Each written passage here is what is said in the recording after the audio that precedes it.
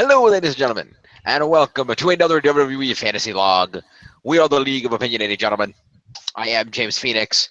With me, as always, are Jeff and John. Hello. What's up? All right. So, we are here to do the usual thing. We're going to look back at a little bit. There's very little news this week. Not much new. It's just a few things. And the news is that the WWE writing staff just got fired after what the fuck they did this week. Holy shit.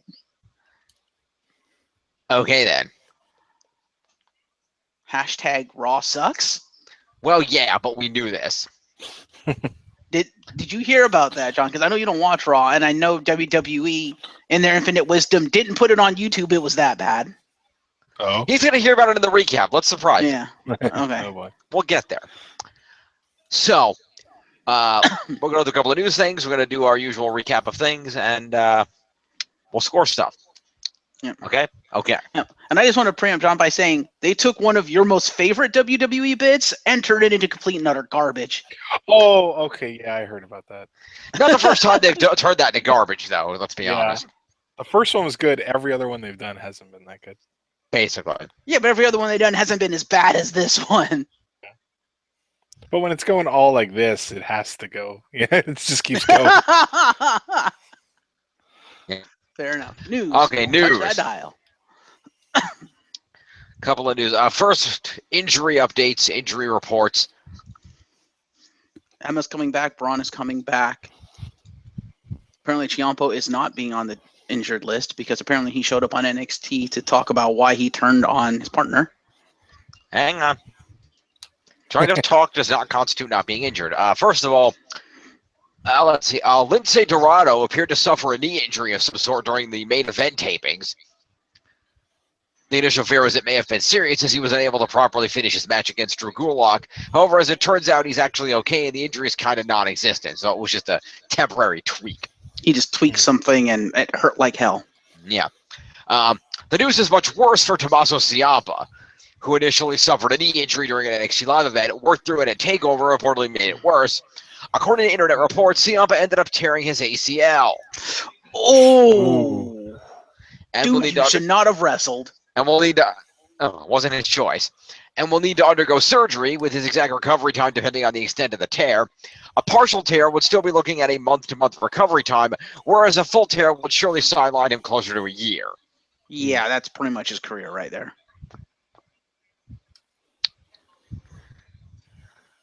Oh, sorry, dude. So much for the storyline. Yeah, well.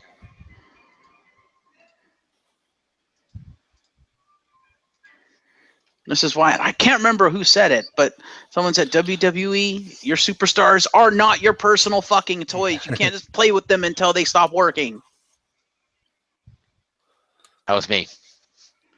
Oh, I thought you quoted somebody. No, I just said that. I just that was my segue into that news article last week, and I'm like, well, the news WWE doesn't understand the fact that their superstars are not toys they can play with until they break. Yes. Well, there's the proof right there. So James Phoenix 1, WWE 0.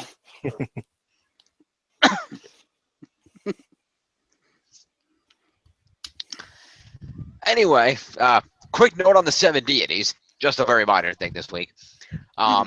As noted last week, when the president Ed Nordholm released that correspondence between him and WWE official last month regarding interest in the broken trademark, he was told WWE's not interested. As at that time, it wasn't known who he was emailing back and forth with, but it has since been revealed, as I stated last week, as I could see through the blackout markering, that it was WWE Executive VP of Strategy and Analytics, Tandy O'Donohue. So, now we know who he was talking to, at least, and who said WWE's not interested, so we'll have to see how that develops out. All right.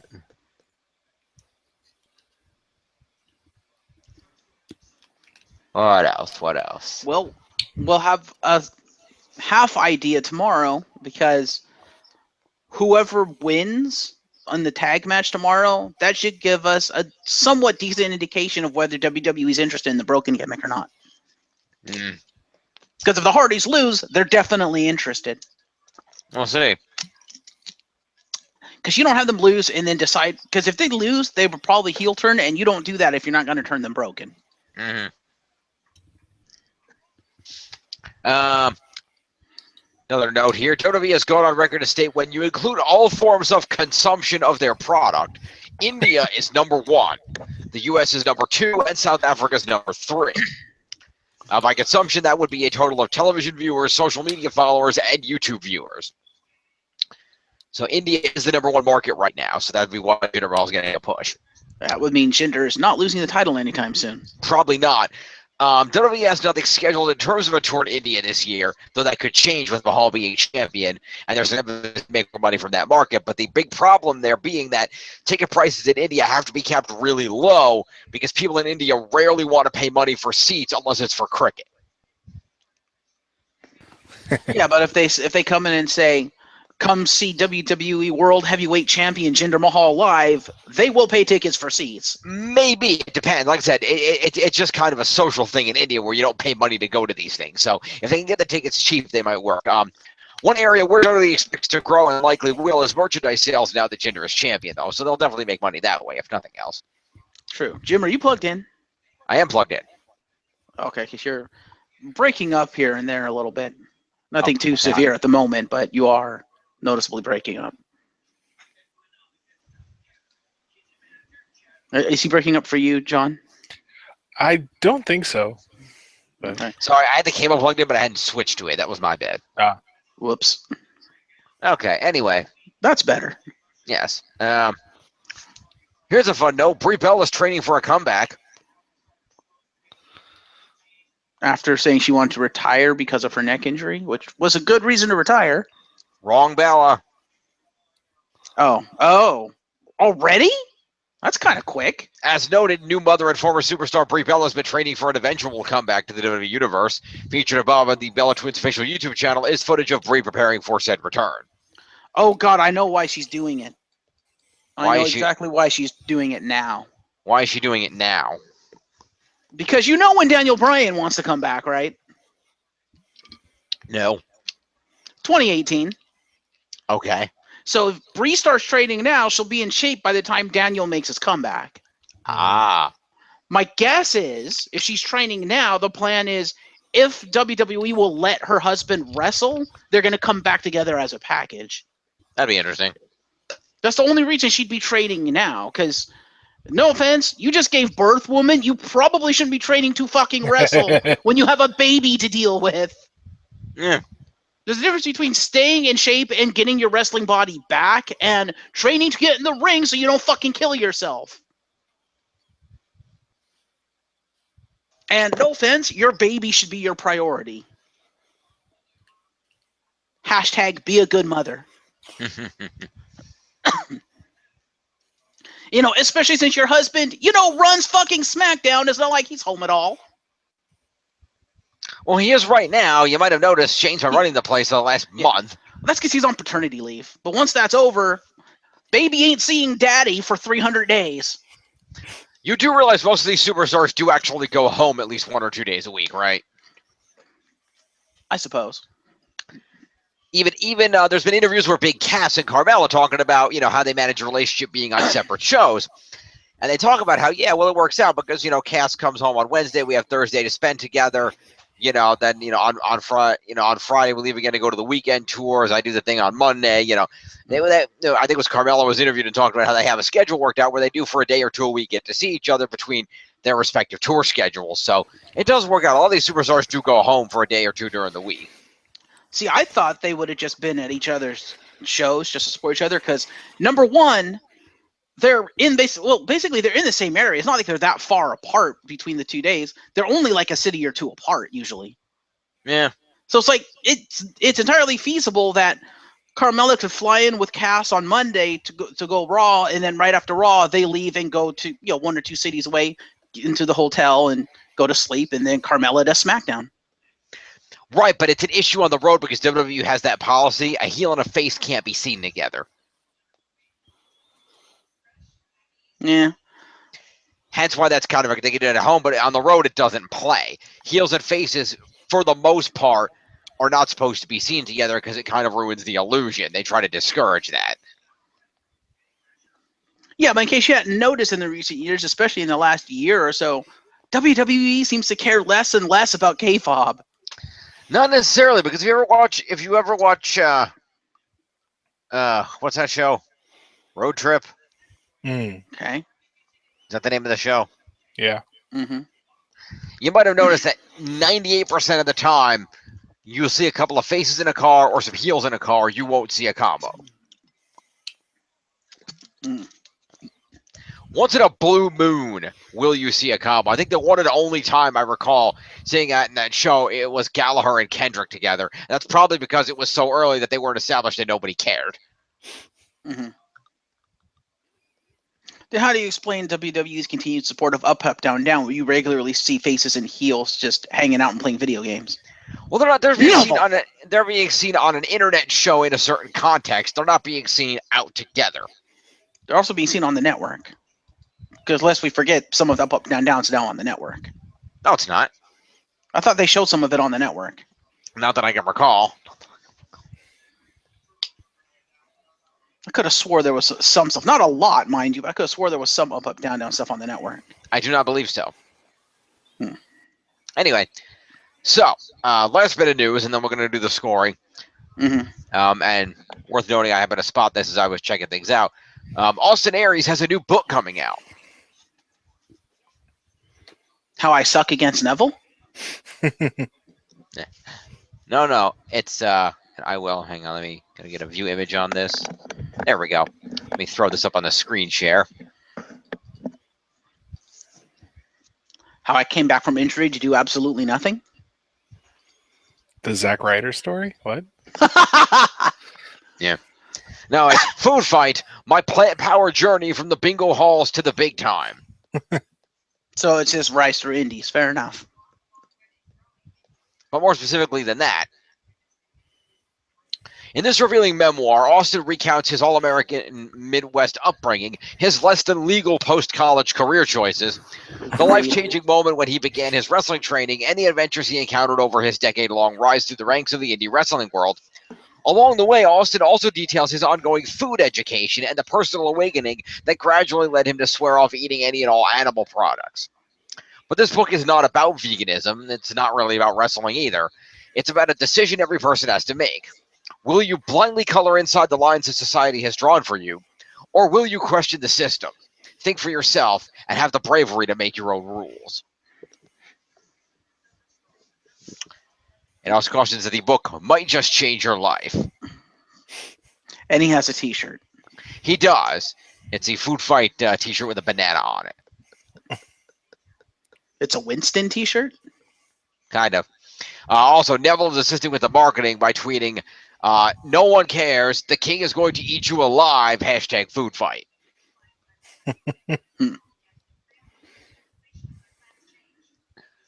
So there we go.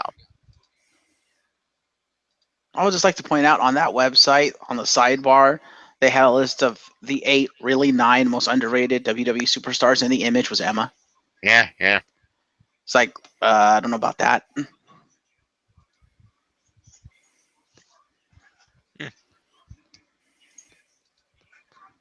All right, let's do the Raw thing. Let me fire up the document here, and let's see where we stand on the stats, shall we? Indeed. All right. Check the numbers. Here, close this out. Hit the screen share over here. Don't you this screen share. This guy. Okay. So, scores currently as follows. Still in the lead is Team Extreme at 41-19. Oh. Followed at, is that right? Yeah, 32-70 by Certified Balor Club and 26-11 for Team Apocalypse. Mm-hmm. So at the end of this, may I recommend we do Extreme Rules predictions? Sure. Cool. Since, it's tomorrow. Yep. Cool. So, tell us how bullshit this show was, Jim. Just a moment. What is it? No, it's 29, not 20. It's 29 and 30. What am I doing? I don't know dates. Yeah, it says it all when the golden truth is the highlight of the show. because that segment was awesome. Just because, come on, heel Goldust, man. That's not to be corny, but that's gold. Goldust is awesome as a heel. He's awesome as a face too when you don't use him as a joke. But nah, we always use him as a joke. Shattered dreams, shattered dreams. Ah. Hmm? No, I was doing the Goldust thing. Ah. Anyway, the May 29th edition of Raw emanates from the Bon Secours Wellness Arena in Greenville, South Carolina. And we open up the broadcast with our traditional Memorial Day tribute video narrated by John Cena.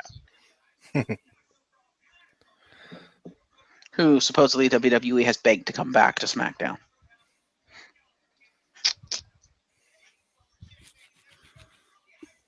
So we shall see. Yep.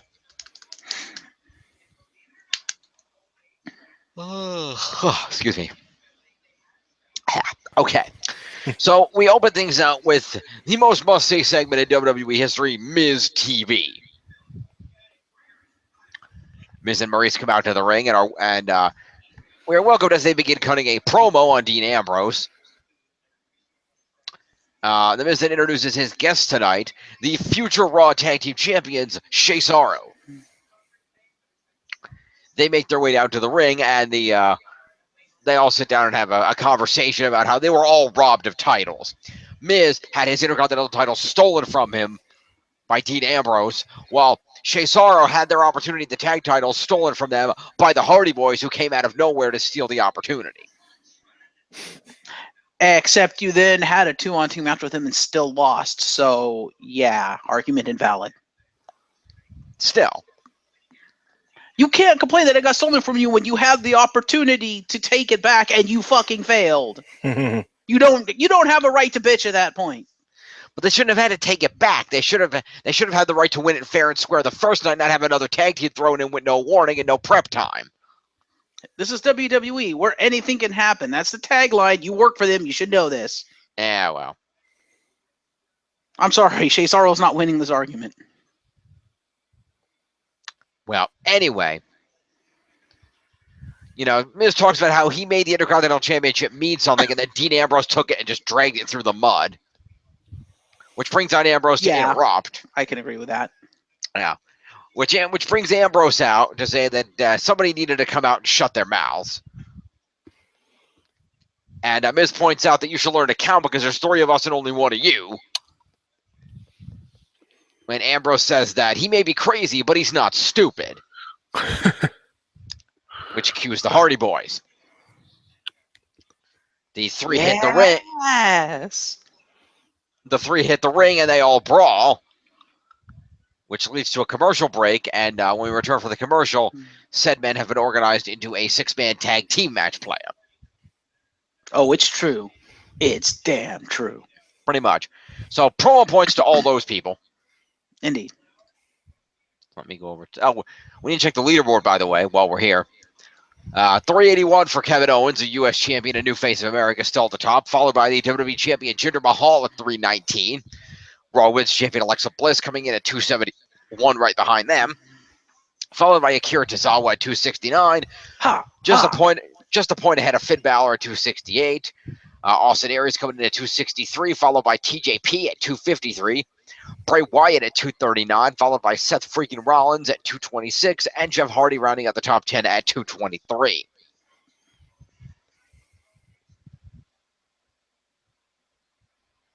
All right. So let's put these back in order.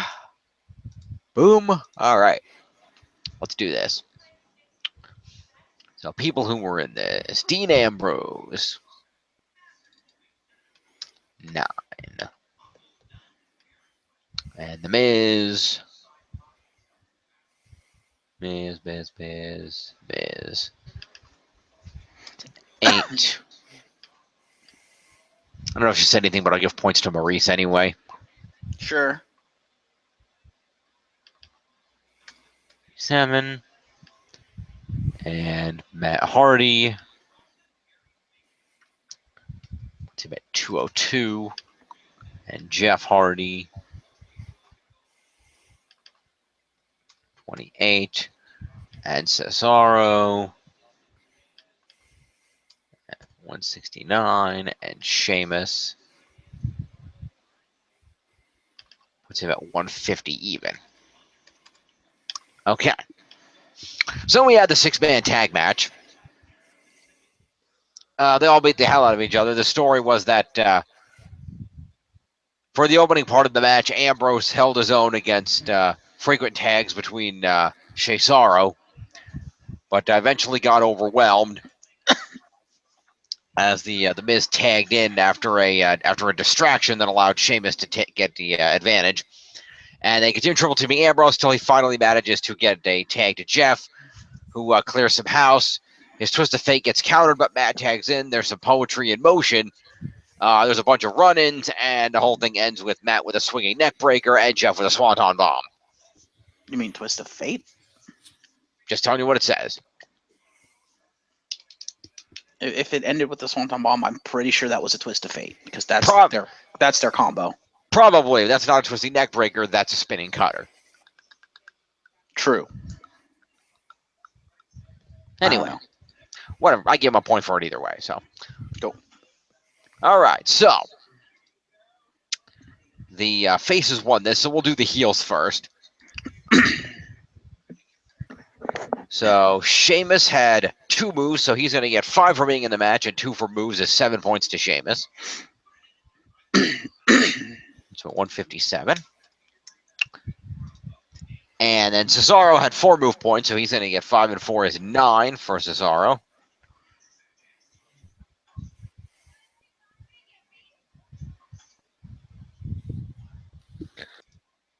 $178. And then The Miz had 4 moves also, so he's also going to get 9 points.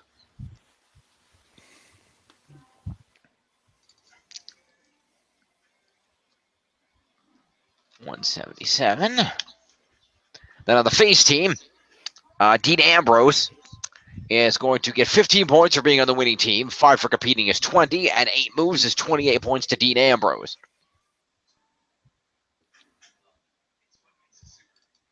$999 and 8 is 207. And Matt Hardy gets 15 for being on the winning team. 5 for competing is 20, and 2 moves is 22 to Matt.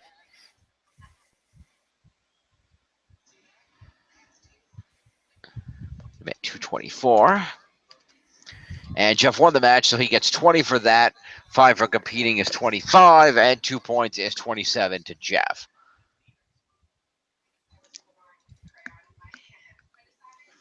Is 48 and 7 is 255. Okay.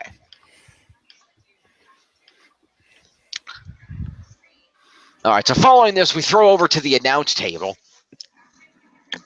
And Corey Graves looks at his phone and then gets up and abruptly excuses himself. We go to commercial, and when we come back, we see Corey Graves enter Kurt Angle's office. Upon doing so, he shows Angle something on his phone that he explained that he has some informational connections in the company that not everybody has, and he was given some information that he felt Kurt should see before it came out. Kurt looks at the phone for a moment and then notes that if what's on the phone is true, it could ruin him. Dun, dun, dun.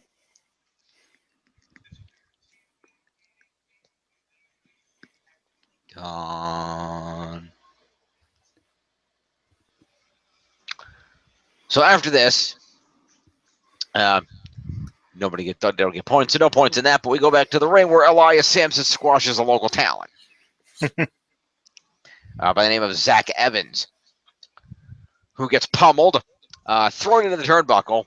He gets his head slammed into the ring apron a few times. Sampson then puts him against the ring post and bends him backward against the ring post. Rather painful looking. Then boots him in the head, punches him a few more times, and then finishes him off with a swinging neck breaker. And after the match, Corey Graves returns to the announce table. So Elias Sampson gets 25 for competing. Is 25, and 2 for moves is 27 points to Elias Sampson.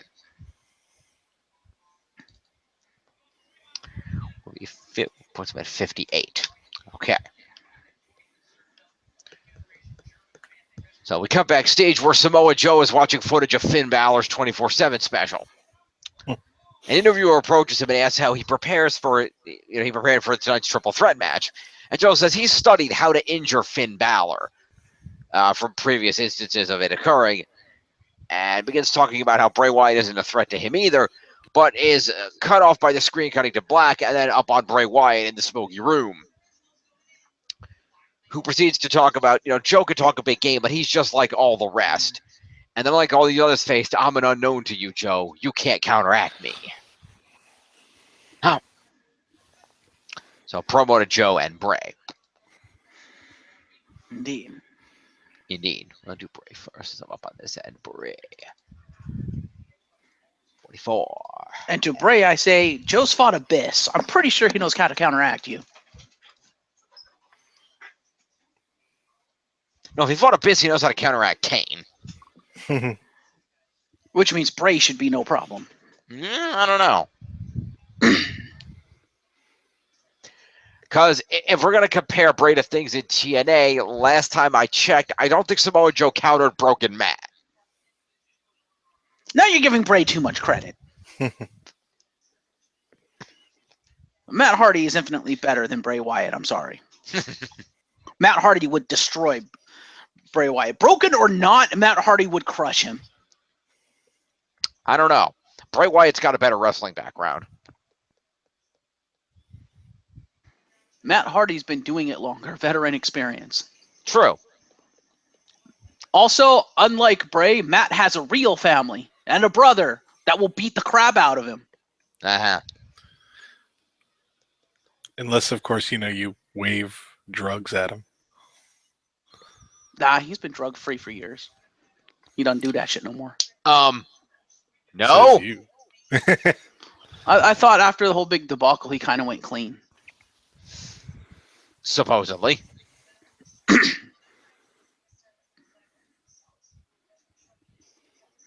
Well, he certainly doesn't do RVD levels of drugs anymore. RVD only smokes weed. RVD's okay. Uh-huh.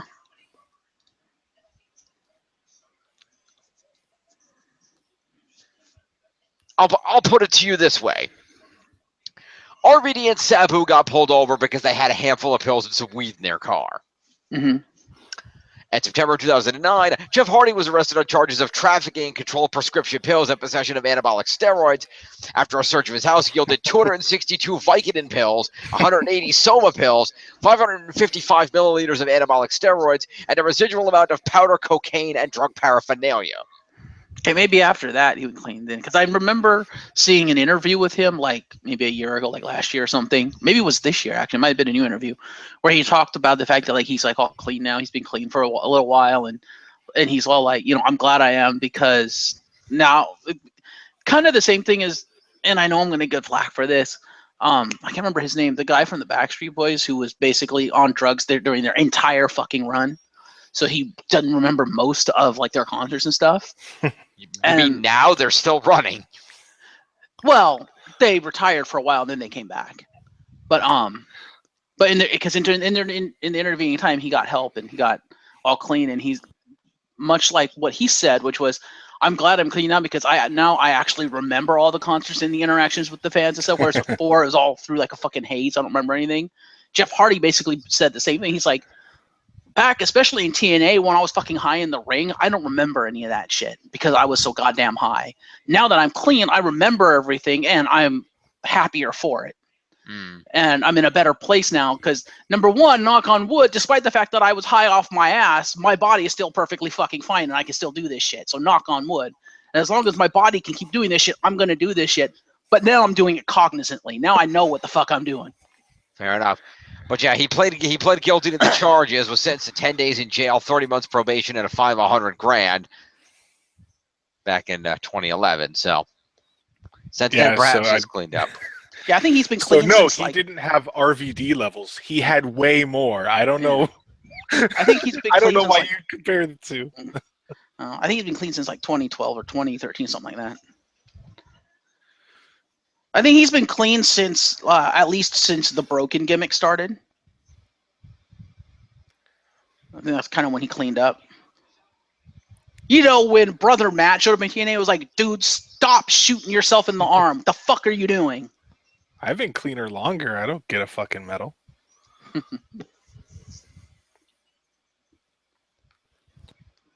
Your medal is the fact that you have a wife and kids. And I didn't burn my house down with my dog in it or whatever the fuck happened. That too. I credit to Jeff. The police determined that was faulty wiring. That wasn't Jeff's fault. He and his girlfriend were at home. The fire caught while they were gone. The dog died in the fire. It sucked.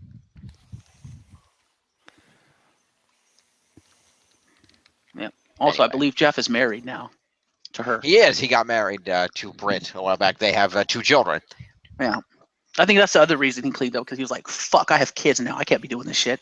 Yeah. March of 2011 was the infamous Victory Road event. So that's right around the time. That was earlier in the year before he got busted and was forced to go to jail. So perhaps after that point, he cleaned up. Also, having children is a fantastic reason to do drugs. He just did it all backwards. Are you hiding a secret from us, John? No, man. I wish.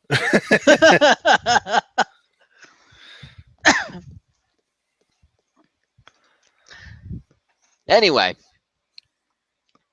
So to the promo, we cut to the ring for the pre-advertised triple threat match of Samoa Joe versus Finn Balor versus Bray Wyatt. Shit.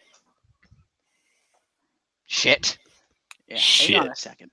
You do that. What the fuck? I don't know.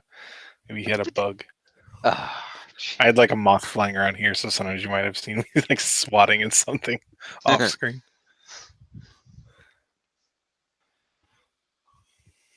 Anyway, so we had a triple threat match. Bray Wyatt did not much.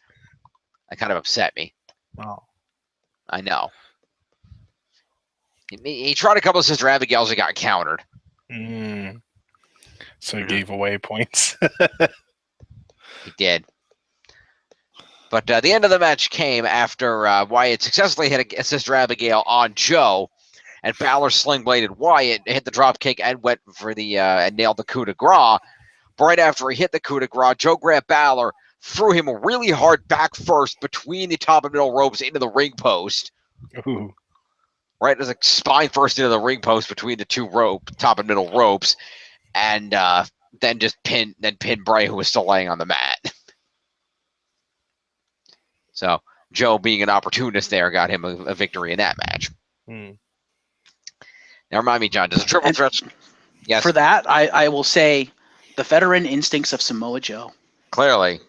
Because he is the veteran in that ring between the 3 of them. Because he's been doing it the longest. Has he? I think by a bit, yeah. Also, Balor's been doing it a long time, though. He has, but Joe is a TNA original. That's how long he's been doing it. Because TNA's been around for a while. They have.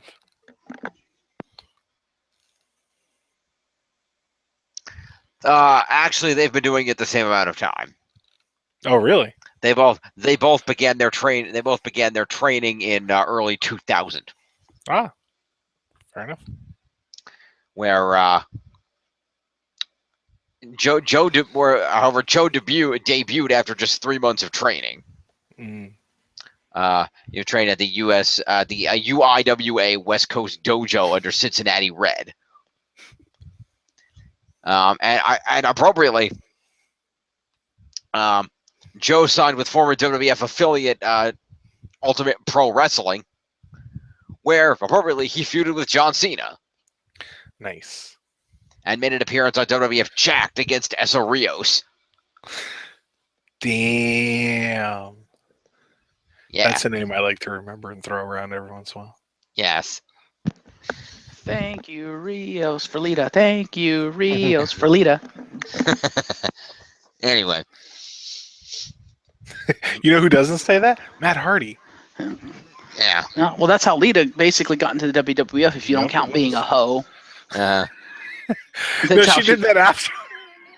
Did she? I thought she did that first and then became the went with Esther Rios, and that's how she actually got into the ring. See, the problem is you meant with The Godfather. I didn't. Ah. Touche. Ah. I see what you did there. Yeah. Anyway. So yeah, they've been in the game about the same amount of time. Also, damn, WWE jacked. Yes. Oh shit. The 2 Ks.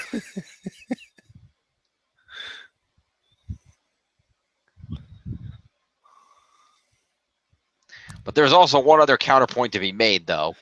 Mm-hmm. And that's reminding you that that Balor is actually a couple years younger, so he was actually only 18 when he debuted, whereas Joe was 21 or so.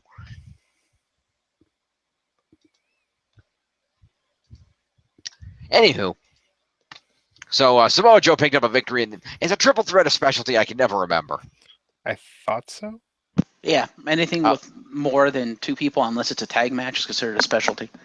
Fair enough. Triple threat specialty match then. So we'll do the losers first. So let's see. Specialty is going to be 5 for competing and 3 is 8 will be the base on this. So 8 plus 1 for Bray. For the one Sister Abigail he actually pulled off. It's 9 points to Bray.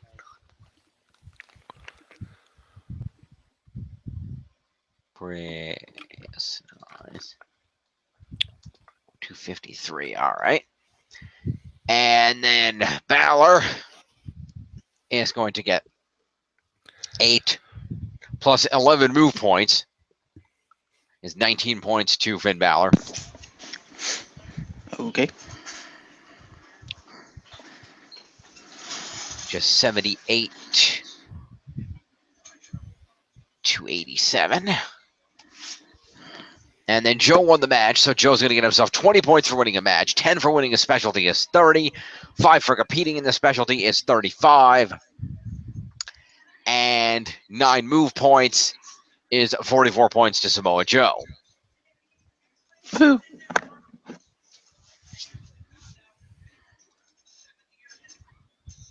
Which would be 200 and 212. 212. All right. So after the match, we cut to the back where Seth Rollins does an interview saying that the only person on Raw he's more familiar with than Samoa Joe is Roman Reigns. And that tonight he owns Reigns and is going to send him a message. Please and send a message to everybody else in the Fatal 5-Way. I'm Seth freaking Rollins. Gonna get my ass kicked by Roman Reigns. Did he lose the match? He lost the match. Oh. Maybe that means he's going to win the Fatal 5-Way. That would be nice. That was a dirt sheet rumor a couple weeks ago, so we'll see. Anyway, 5 points to him, so that's going to be 231.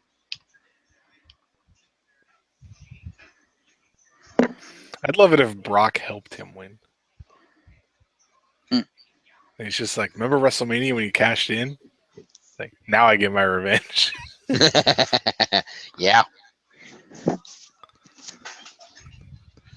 Okay, it came back.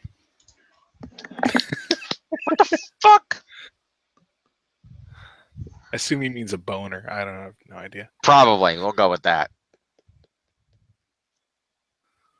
It's like, no. There we go.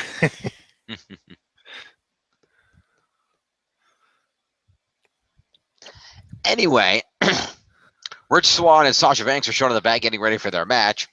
And following commercial, they come out to the ring for a Sasha accompanies Rich Swann, who will be taking on Noam Dar, who is accompanied by Alicia Fox.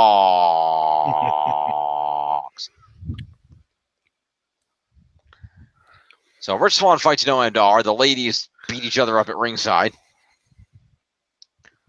And it's fairly straightforward. Dar tries to throw some submission holds. Swann manages to counter it with a kick, then a leg drop, and then a Phoenix Splash. And then a pinfall. So, Rich Swann can't handle this.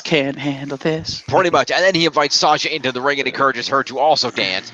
And they proceed to dance together. And then Rich Swann does that dropping down into a semi-split. He does it. Sasha looks at him and goes, oh, hell no.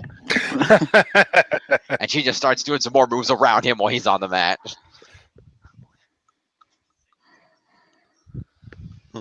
I ain't my uncle. Fuck that shit. I don't think Snoop could do it either. Yeah, I think in his prime he could have probably done it. Snoop, known for his dancing. I wouldn't have put it past him to be able to do it back when he was younger. No, he's just got that like wheel shit.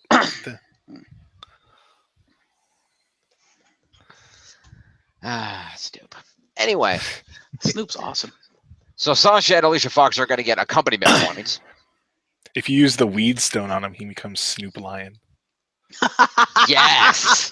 Congratulations, you're Snoop Dogg evolved into Snoop Lion. Ba-na-na-na-na-na.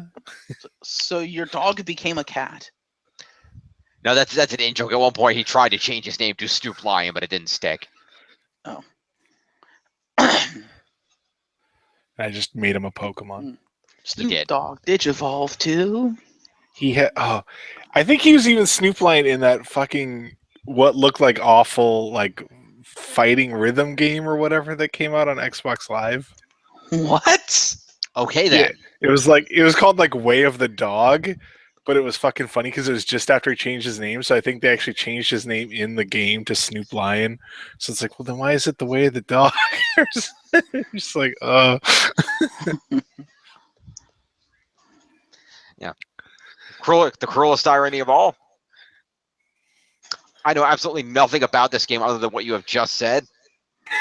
I would still put down money it's better than Shaq Fu.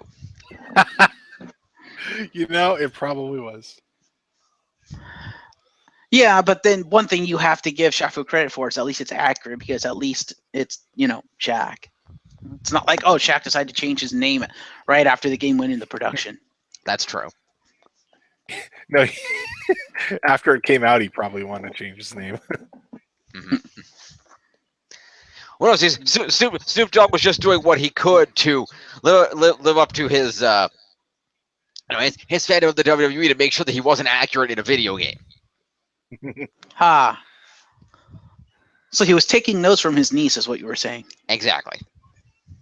Fair enough. Although she's been such the majority of her career, so that hasn't been an issue for her. But Yes, Way of the Dog from 13. okay, good to know. Alicia Fox. Here we go. Okay, you get 5 accompaniment points. No, not, whoa. We get a dog, a lion, and a fox now. Well, all right. Yes. All we need is a British bulldog and we're complete. There you go.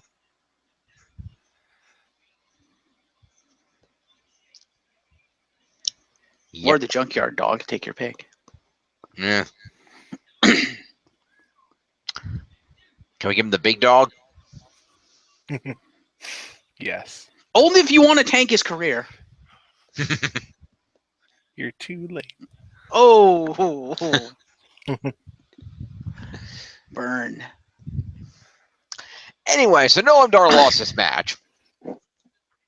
So Noam Dar is going to get himself 5 points for showing up for it. And nothing for moves because he didn't hit any. Seems to be all he's good for is just showing up and being there. To give Alicia Fox something to do. Pretty much. Which at this point she doesn't even need it because she's in a feud with Sasha Banks. But And also, to Dar's credit, having a badass jacket. I like his space jacket. Yeah. I wish it was on someone that actually looked good. Yeah, well. Like, Jericho. Yeah. I mean, Jericho can make any article of clothing look good. Pretty much. Yeah. You were not wrong. mean, he made Dean Ambrose's gaudy as hell DIY light up jacket look good. That's nothing. I remind you, he made Clint Bobsky's bright green suit look good. I wouldn't be Yes. surprised if he designed Clint Bobsky's bright green suit. Yeah. Like, Jericho, yeah? We have this character for you. His name is Clint Bobsky. Make a coat for him. Done. Well, no, like I said, most of those characters were invented by their respective people playing them in that, so he probably made the character up himself. Oh, well, he probably just had the coat lying around. Because a lot of them were characters that they either came up. Because the one most notable is actually, and that Carl Anderson is Chad Too Bad, because that was his ring name. It's documented on his Wikipedia page. Oh, really? He was Chad. His real name is Chad. That's actually his first name. But he started out as Chad Too Bad, and even as his finishers, it was the what was it? I think there was a like a too bad kick, or no, the baddest kick in the world. That's it. That was his finishing. So did he actually use his own ring gear for that then? He may have. I hope so. He may have. I don't know. Dude, they should have done that, and Gallows should have brought back Festus. Like I said, I'm sure he may have competed as Tex Ferguson at some point too. That's not on his page, but I wouldn't be surprised. That wouldn't surprise me. Yeah, Chad Too Bad had the baddest kick in the world, running big boot, and the Too Bad diving neck breaker. So there you go. Yeah, that sounds like a 90s wrestler name. Great name. Right? I love that name. Now you want to make him in 2K17. Yes. How about the fact that Abyss's old name was Prince Justice? Okay, then. That was the thing. Prince Devitt or whatever. Yeah. See, Prince Justice sounds cool, but when you say Abyss, I'm like, no. No.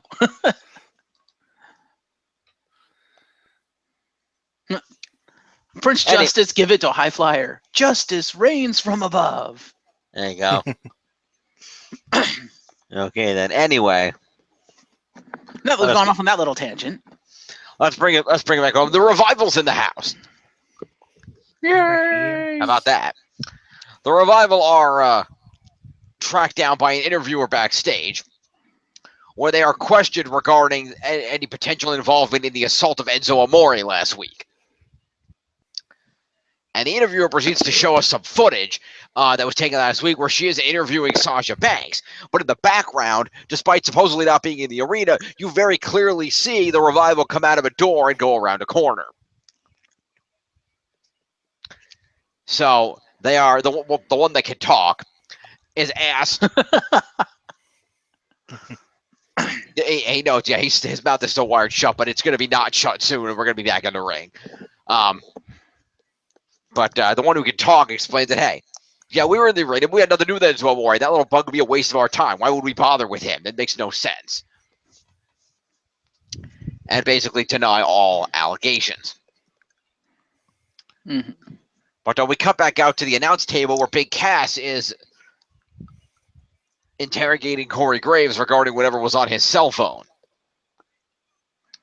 And said that Graves seemed to, in his comments, have insinuated that Cass might have been behind the attack himself, which Cass is very pissed off at, the insinuation that someone he is a brother to him, that he would have done that to him. It makes no sense. And Graves inferring that, oh, I'm sure Cass has seen that footage, saying, no, I just meant that I know you're doing your own investigation. It's probably more thorough than Kurt Angle's, and I'm sure you've seen all the evidence going forward. And Cass acknowledges him, gives him a handshake, and leaves.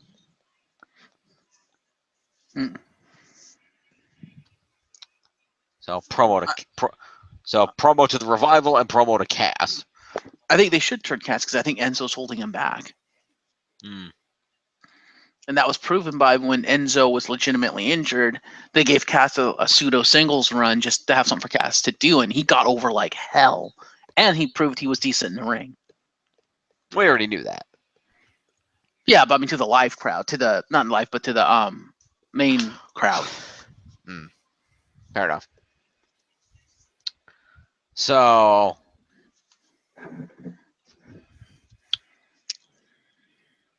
Somebody remember what the hell the names of the revival are? Scott Dash and Dawson. Dash Dash and Wilder. Dog. Right. Okay. Dash Wilder is Dawson. gonna. Yep, and I'm- Wilder. I don't remember which one can't talk, but I'm gonna give them both 5 points because they were the one who can't talk was still there. So fuck it. I think that was Wilder who got his jaw shut, wasn't it, John? I think so, but I don't know for sure. Okay, and then Scott Dawson is down here. Which one was the one talking? Was it the one with the beard? Don't they both have beards? Do they? I thought Dawson was the one with the beard. I don't know. Let me take a look. One's bald. Does that help?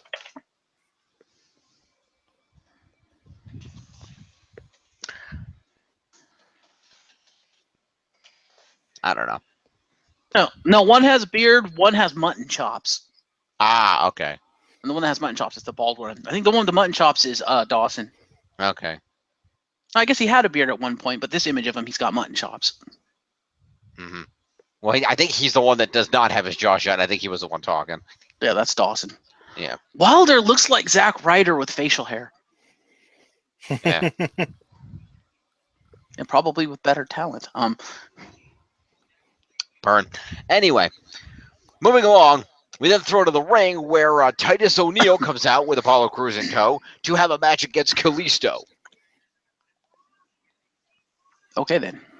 Having mentioning to Apollo that he's going to show him how this is done. And then he proceeds to show him how it's done. He does.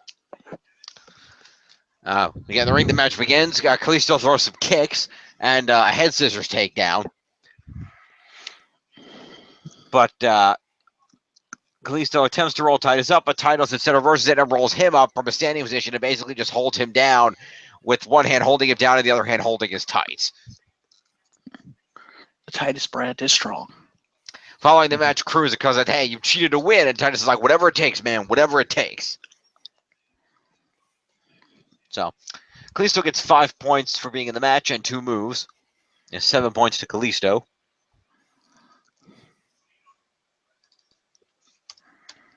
And then Titus O'Neil.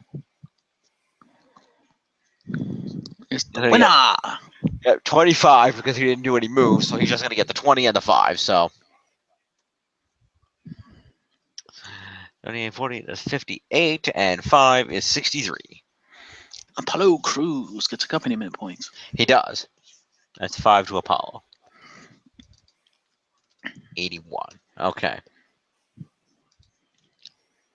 Do they get promo points for the "Hey, you cheated, whatever it takes" part? Nah, they're just shouting to the arena mic. I don't count that. Oh, okay, fair enough. I thought maybe Crews confronted him like afterwards in the ring. No.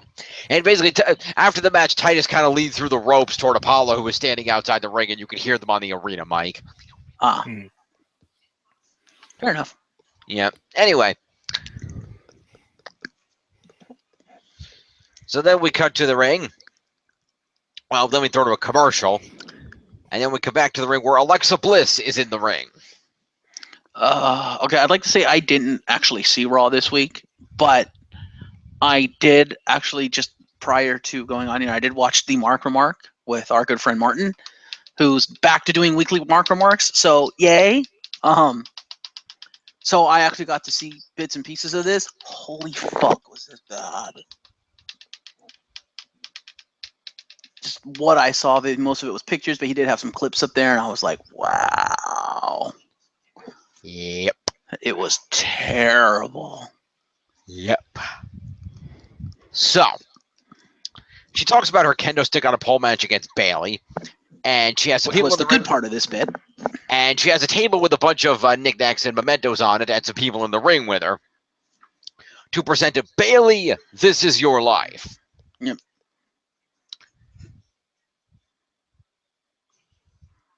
And as Martin put it, some of the things on the table were on there because the WWE people needed to fill space on the table and they had nothing else in the back. Like, you know, some plastic cups and shit. It's like, this is Bailey's Rare Cups. Like, it's a plastic fucking cup. What the hell? Wow. Yep. There's various artifacts. Bliss said people couldn't imagine Bailey in a match where a kendo stick was legal And as the goddess of WWE, she's had to dig deep into Bayley's past. She pulls out Bayley's first ever doll she has that she was 2 years. No, actually, she still plays with this one. Throws it over her shoulder. Let's see. And that invalidates it from being part of her life. How? Then she pulled out a trophy, said it was a sportsmanship trophy, laughing at how she must have really won some scholarships with that one. She found Bayley's yearbook where she claimed Bayley was voted the most likely to apologize. Nobody cared. She then introduced Bayley's 4th grade teacher, Mrs. Flapper, who said Bayley always sat in the front row right next to in class, right next to her. Right next to her father, saying Bayley couldn't be away from her father very long or else she would start to cry. She then introduced Bayley's ex-best friend, Tracy Javelina, who said Bayley was her best friend, but Bayley did other people's homework and, basically did a lot of things. People, they were best friends until Bayley wanted to watch Raw instead of hanging out with her at the mall. Yes, because as Martin pointed out, because that's going to make Bayley look bad in front of a WWE crowd saying Bayley wanted to watch WWE. What a loser. She wanted to watch WWE. And everyone in the crowd's like, yeah, boo. Wait. Also, I'd like to point out, I don't know who wrote this shit, but holy shit, Regionist much? Because the way Tracy did this, I'm assuming it was on act. I'm assuming she's not actually Californian or anything. But John, being married to a Californian, I think you can appreciate this. I mean, Californian yourself, because you are originally from California, as you've told me before. I was born there, yeah. But every other word she said was like. I'm like, oh my god, no, just no. You're doing the California blonde thing a little too much, honey. Mm-hmm. Yeah. But I don't know if you really count John as California. I think John's Californian the way Jericho is Floridian. Was Jericho born in Florida? Yes. No, I didn't know that. And then when he was less than 1, they moved to Winnipeg, and he was there ever since. Yeah, but I put to you, John has more of a California attitude and mentality than he does East Coast, despite the fact he grew up and was raised in the East Coast. Fair enough.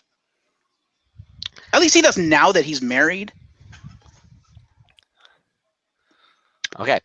Anyway, after this was Bayley's ex-boyfriend, Phil Johnson, who said Bayley was a very nice girl, and Alexa asked about Bayley's first date, and he claimed that Bayley brought her father every time they were on dates, and the crowd then started chanting "delete."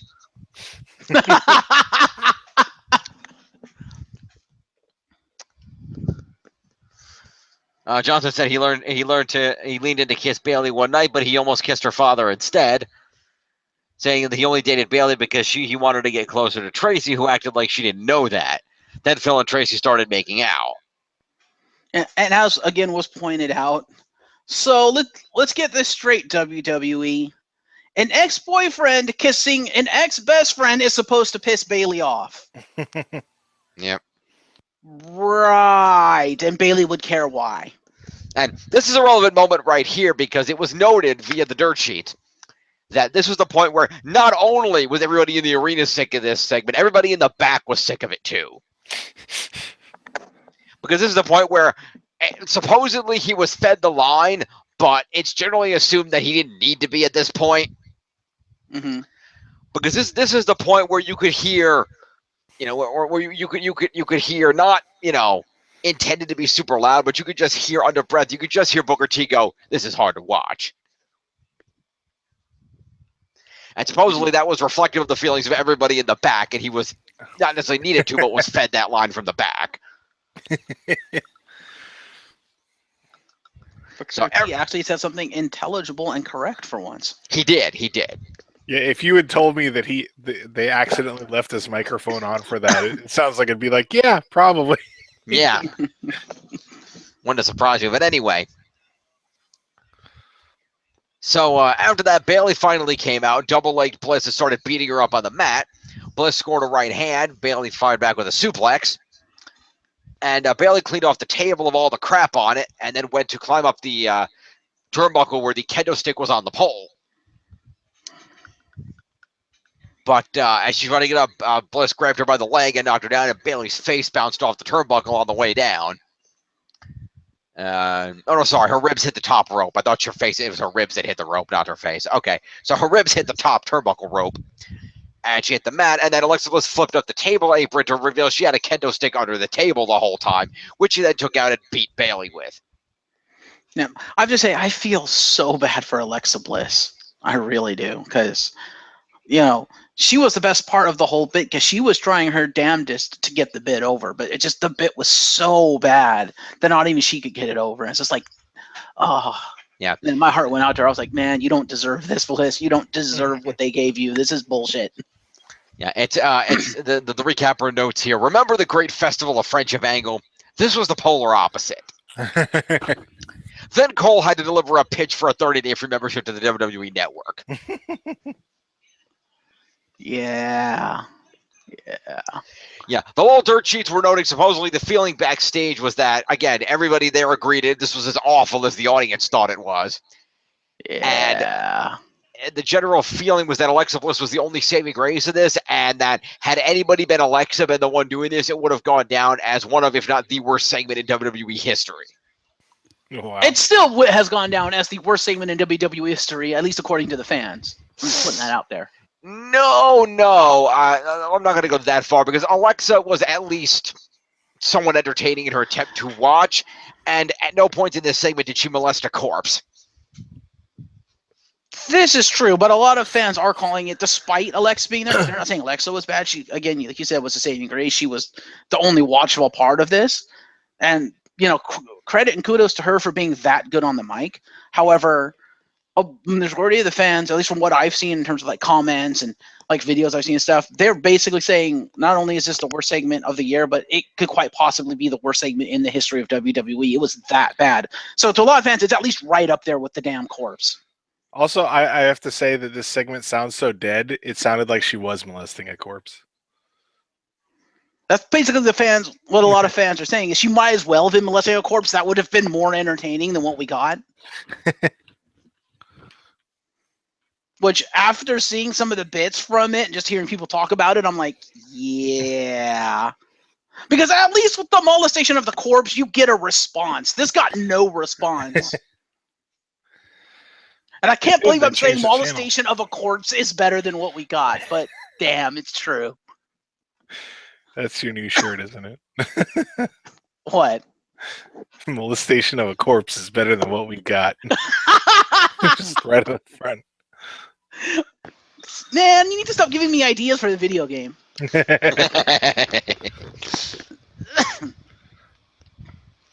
So anyway, promo. I'd say it's promo and assault to both. And I would also like to point out to you, in rebuttal to that as well, at least WWE still shows the molestation of the corpse. They are ashamed to show this. That tells you how bad this is in comparison.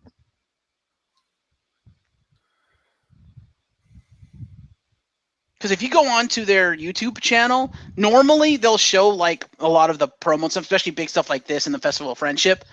If you go to this part, they show you the assault afterwards. They completely cut the entire segment. It was that bad. It's not worthy of being on free YouTube. That's how bad it is. Yeah. But I can almost guarantee you can find molestation of the corpse on WWE's YouTube channel. I don't know. It might be up there. If not, you can go onto the WWE Network for just $9.99 and it'll be there. Supposedly. Anyway, so I'll see Bailey is going to get 5 points for being in the promo, so that's going to put her at 86. Alexa Bliss is going to get 5 for the promo. Actually, technically, Bailey gets assault points too, actually. So it's another 4. So it's going to put her at 90. Alexa's going to get 5 for the promo, 4 for an assault is 9, and 3 for the kendo stick is 12 points to Alexa. Fair enough. Is 283 for her. And I can guarantee you it's on the network because it was part of their list of like worst angles ever or worst storylines ever. So if you look at one of the old WWE lists, I'm fairly certain they did one of that, and it'll be there because they show the clips of everything. Since it's their shit, it's their catalog. Fair enough. You can at least see it there. Yep. Because they had that on there. They had fucking Tim White trying to commit suicide. Stuff like that. So all that shit you can see for $9.99 on the WWE Network. Did they have the Burchell's incest angle? I don't recall if they had. I don't think it was as bad as the shit they had, because the shit they had on that list was pretty fucking bad. Fair enough. Is that the one that had? Oh no, I think that was a different one. What one? Where they brought because I know some things like that where they bring up beaver cleavage. Yeah. No. Was Naked Midian on the list? That was awesome. What are you talking about? Canadian was the greatest. That was one of the best things to come out of the ministry. Anyway, so following that debacle, we had a promo for something significantly better, which I have not had an opportunity to watch yet. Michael Cole hawking the WWE Network for 30 minutes? No, after that. Okay. Well, part of it, technically. Get a load of this, John. Mm-hmm. There's a new table for 3. Oh, is this the one with Cornette? Jim Cornette, Eric Bischoff, and Michael P.S. Hayes. Who's there to keep the other two from killing each other? Probably. I want to see They should have done. They should have done Bischoff, Cornette, and that guy from Wrestling Don't with say Regret. it. Oh, Because he's worked with both of them. He's had Cornette on his show too. So it's not what I thought you were gonna say. That's better. who What did did you you think I thought? was gonna say? I thought he was gonna be like Russo and just watch it all melt. Yes. Yes. Yes. I would Yes. pay $9.99 for that. Yes. Table for 3 hours, just them yelling at each other. Yes. Yes. Dude. See, now you put it in my mind. That should be the hosting team for Bring It to the Table. Fuck JBL. That needs to be the hosting team. That'd be interesting. Yeah, I pictured with the 3 of them out there, the 3 of them just screaming at each other, and then just like behind them there's a TV monitor, and there's just on a loop a clip of Vince right before he announced the NWO. That lethal dose of poison look on his face. Yes.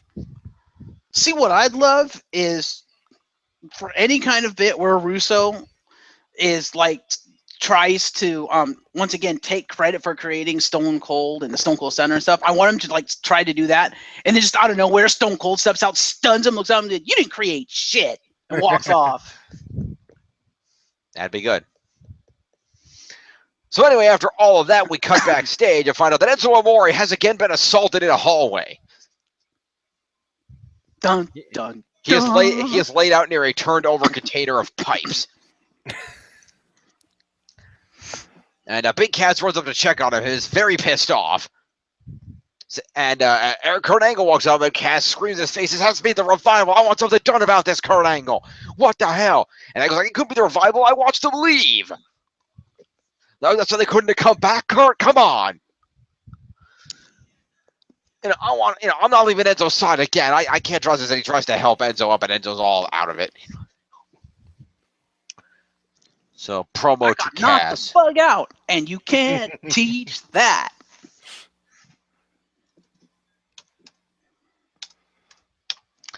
And I'm going to throw Enzo a mini because he appeared. Okay.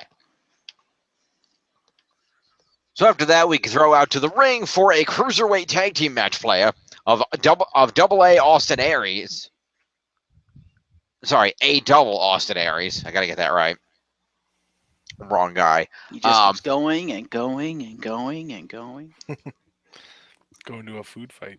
That's what a vegan lifestyle will do for you. Anyway, A double Austin. As Daniel Bryan will tell you, a vegan lifestyle does not a wrestler make because it doesn't work. Yeah, well. Brian knows. He tried it. It's impossible. That's why he eats meat now. I need real food. I'm sorry. Well, he says it doesn't work because you can't find that shit when you're on the fucking road 300 days a year.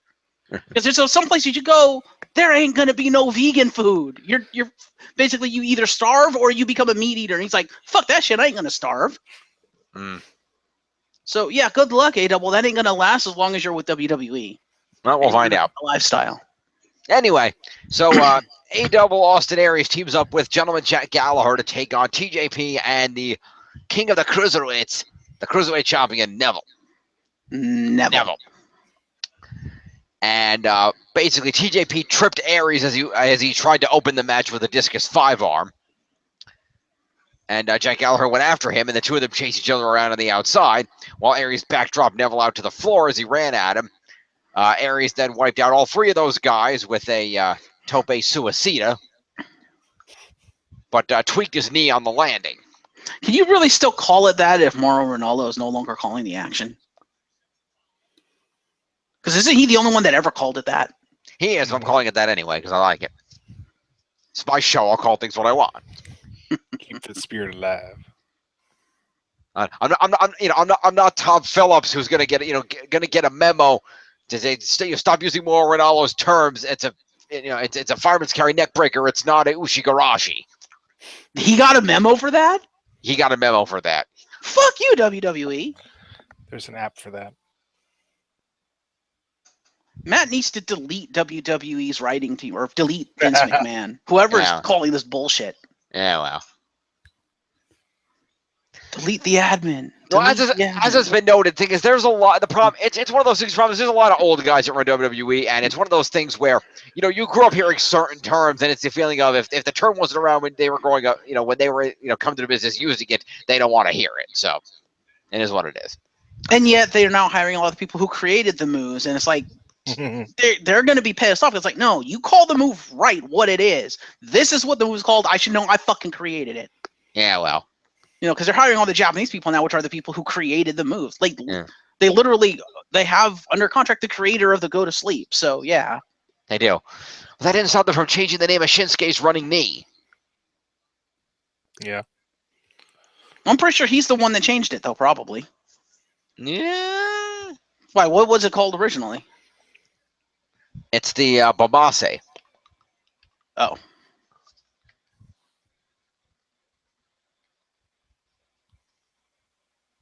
It's noted on his page here that Bomaye, in NJPW and ROH, and became the Kinshasa in WWE. Probably because WWE couldn't get the rights to the name. Possibly. Which would lead me to believe he didn't create it, probably. Yeah, who knows? But anyway.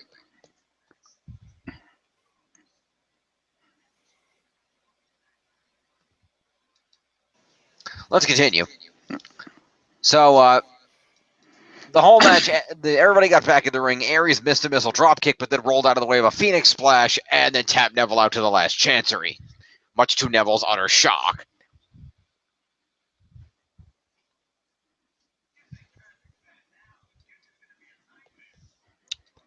So, that is a win for the faces, so we'll do the heels first. Austin Aries was the only person who did any moves in this match. Ooh, a double for the win. Pretty much. So Neville and TJP are each going to get 5 points. All right. That's going to be 190. And TJP, 158. Okay. And then on the face side, Jack Gallagher is going to get 15 points for being on the winning team, and 5 for competing is 20 points to gentleman Jack Gallagher. Put him at 166. And then A double is going to get 20 for competing, 5 for winning is 25, and 5 moves is 30 points to A double. Puts him at 293. All right. So after this match, Roman Reigns does an interview in the back saying there isn't a man on this earth that owns him, and the only thing he's concerned with tonight is proving that he's the big dog and showing everyone that this is his yard. You know what I would have loved? If he says, there's not a man on earth that owns me. Rapaldo! Do, do, do, do. Do, do, do, do.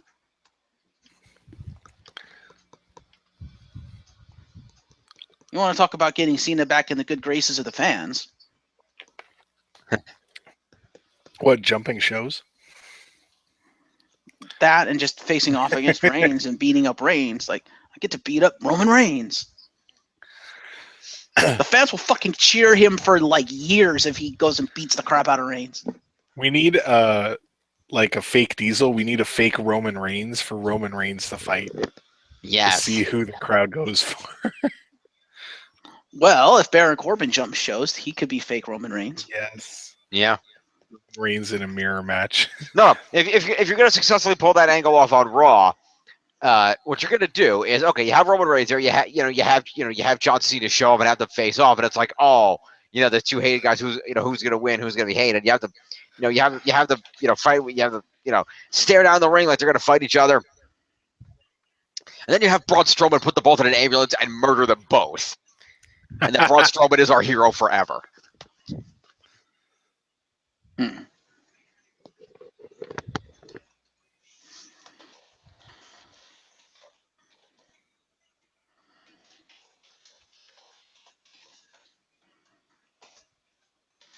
Anyway, so following his interview, we cut over to another interview, this time with Neville. Neville. Who asks, he's asked by Charlie Caruso if him losing by submission to Aries for the first time since joining the Cruiserweight division concerned him, and Neville refused to respond and walked away in disgust. I don't know. So I will throw 3 points to Neville for that. Actually, no, technically it was an interview. We'll give him the full 5 for the interview. What the hell? 195 for Neville. There we go. All right. So after this, we have a Shattered Dreams production as we come back to a Goldust vignette, who is in a director's chair and looking back over it to the right, explaining that we all go a little mad sometimes, and it takes a little while before you reach that moment where you snap, the breaking point. Now he's back in the director's chair. R-Truth knew that Goldust was too big for a supporting role and refused to let Gold shine the way it's meant to, saying Truth held him back and wanted the spotlight all to himself. But soon he will put an end to all that because their motion picture will reach their final crescendo. Their ending won't be happy. It won't be sad. It will be golden. Ow. It's a great promo. The golden age is back. And during this, Goldust quoted some movies. Well, Dude, if he's going with Golden Age, holy shit, I just got an idea. Okay. Especially if they want to heel turn the Hardys. What they do is they have the Hardys lose, have the Hardys join with Goldust, and bring them back as their Brood characters when they had like the darker outfits and like the long, you know what I mean? John remembers that when they first debuted before they became the Hardy Boys. Yeah. Mm-hmm. Have them, because that was basically a heel gimmick. Because if they're going Golden Age, what's more Golden Age than going all the way fucking back to the Brood? Mm-hmm. That'd be cool. Now I kind of want to see that. That'd be kind of interesting. Because then you could like see what other like legends or whatnot or older people are willing to come back for like kind of like a short stint for this stable. I think that'd be kind of awesome. Like if you really wanted to, especially since Cena wants a gimmick change, or not needs a gimmick change, not wants, but needs a gimmick change, you could gimmick change him into more of a heel persona for Golden Age and make him like Doctor of Thugonomics again and have him like join them. That'd be kind of awesome. Like a Golden Age themed faction could have so much potential just for entertainment value alone. I don't know what you guys think about that idea, but I just kind of got that idea when you were talking about that. Mm. If they put the right people in, yeah.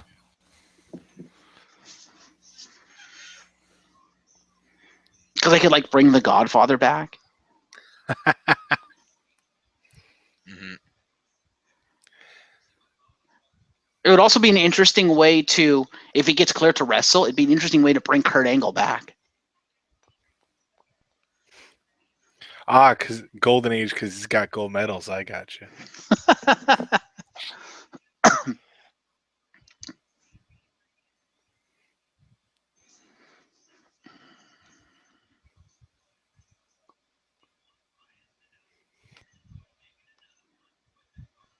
Okay, then. Oh, you don't like the idea, Jim? Yeah, sure, why not?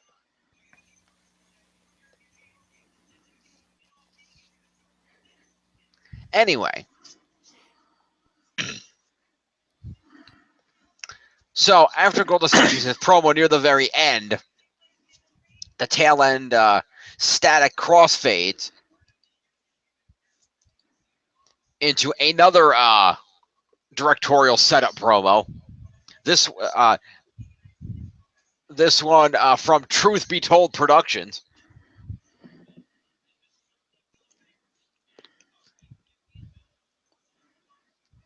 And R-Truth with much brighter colors and much more fun looking. And R-Truth is also in a director's chair. and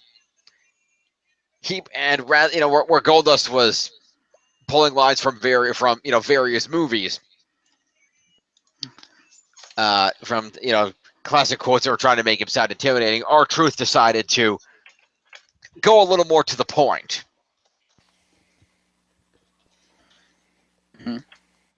And as the static cuts through and here comes to him in his director's chair, he turns around and simply, "Oh, I'm sorry. Did I break your concentration?"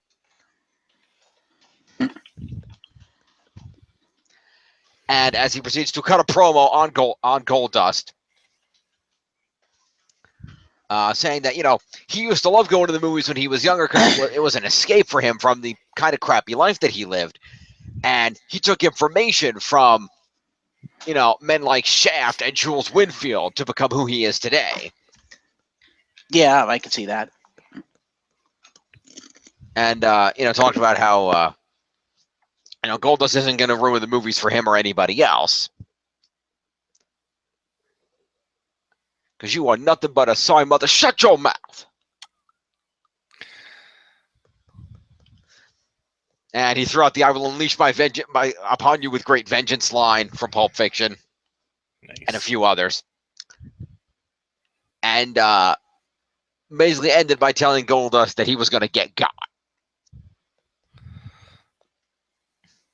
So, promo to Goldust and R-Truth.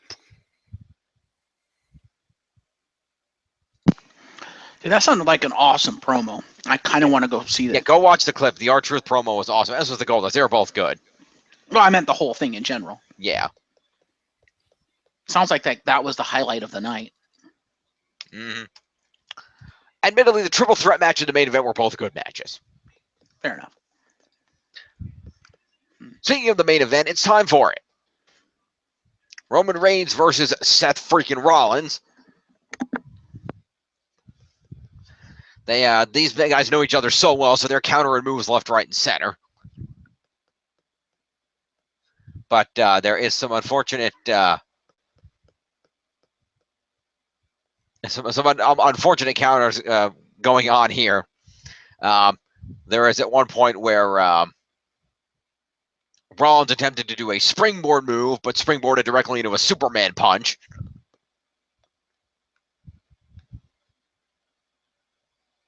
And there was another moment where, let's see, where was the other one here?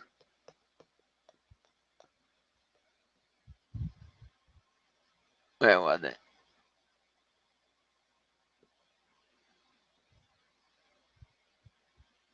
Where Reigns went for a spear, Rollins bounced away and tried to spin him into the Rainmaker knee strike, but Reigns ducked that, bounced off the rope, and speared him anyway.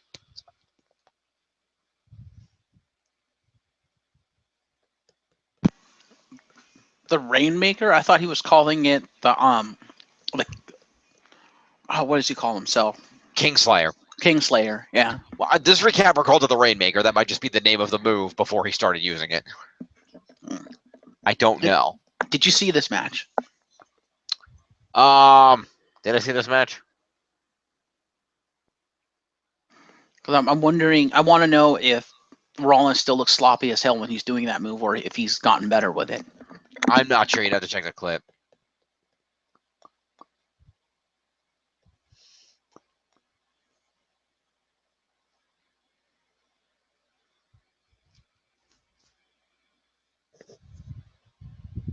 Oh.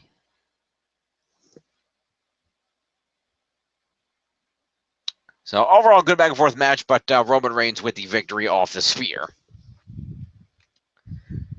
So Seth Rollins is going to get 5 points for competing. He's going to get 4 for being in the main event is 9.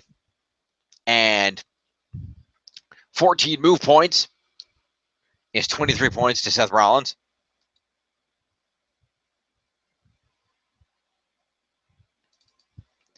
Is 52-54.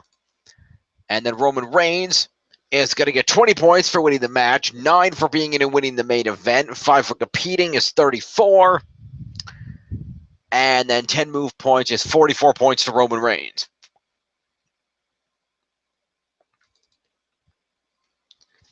4 and 9 is 163. Okay. Thus ends Raw. Let us check the scores. Go over here. Let's hit the data refresh up here. Boom. All right. Coming in at 42.84 is Team Extreme, followed at 34.17 by the Certified Balor Club. And still trailing at 27.93 is Team Apocalypse.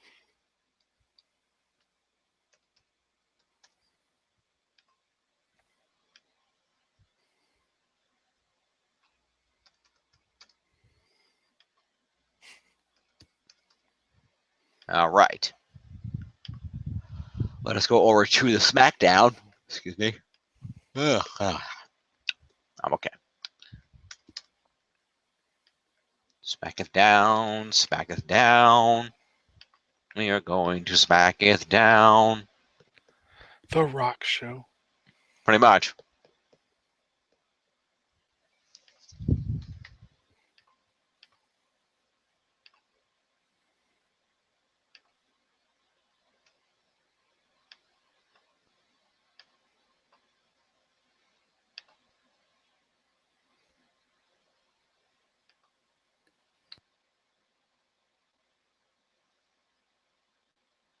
By the way, Jeff, Yeah. to answer your question, not as easy as you thought because Raw was in South Carolina, whereas SmackDown emanates from the Phillips Arena in Atlanta, Georgia. Well, that's first. They're usually in the same state. Not always. I didn't say always. I said usually. Yeah, well. Fair enough. Anyway. So the broadcast starts off with the women of SmackDown each cutting promos in front of green screens about their intentions to become the SmackDown Women's Champion. So I guess we'll give each of them points. So let's see, there should be 5 of them. So Becky Lynch is 1. And Charlotte is 2.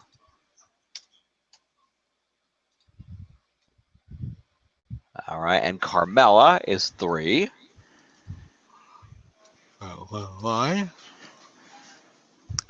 And Natalya is 4. So that's 25. And Tamina is 5. That's all of them. Okay. Following this, we go to the arena where Kevin Owens is hosting the highlight reel. He talks crap about Jericho, but gets interrupted by the crowd chanting for AJ Styles. He says he's gonna do what Jericho never did by winning the Money in the Bank ladder match. He then introduces his guest, the artist known as Shinsuke Nakamura.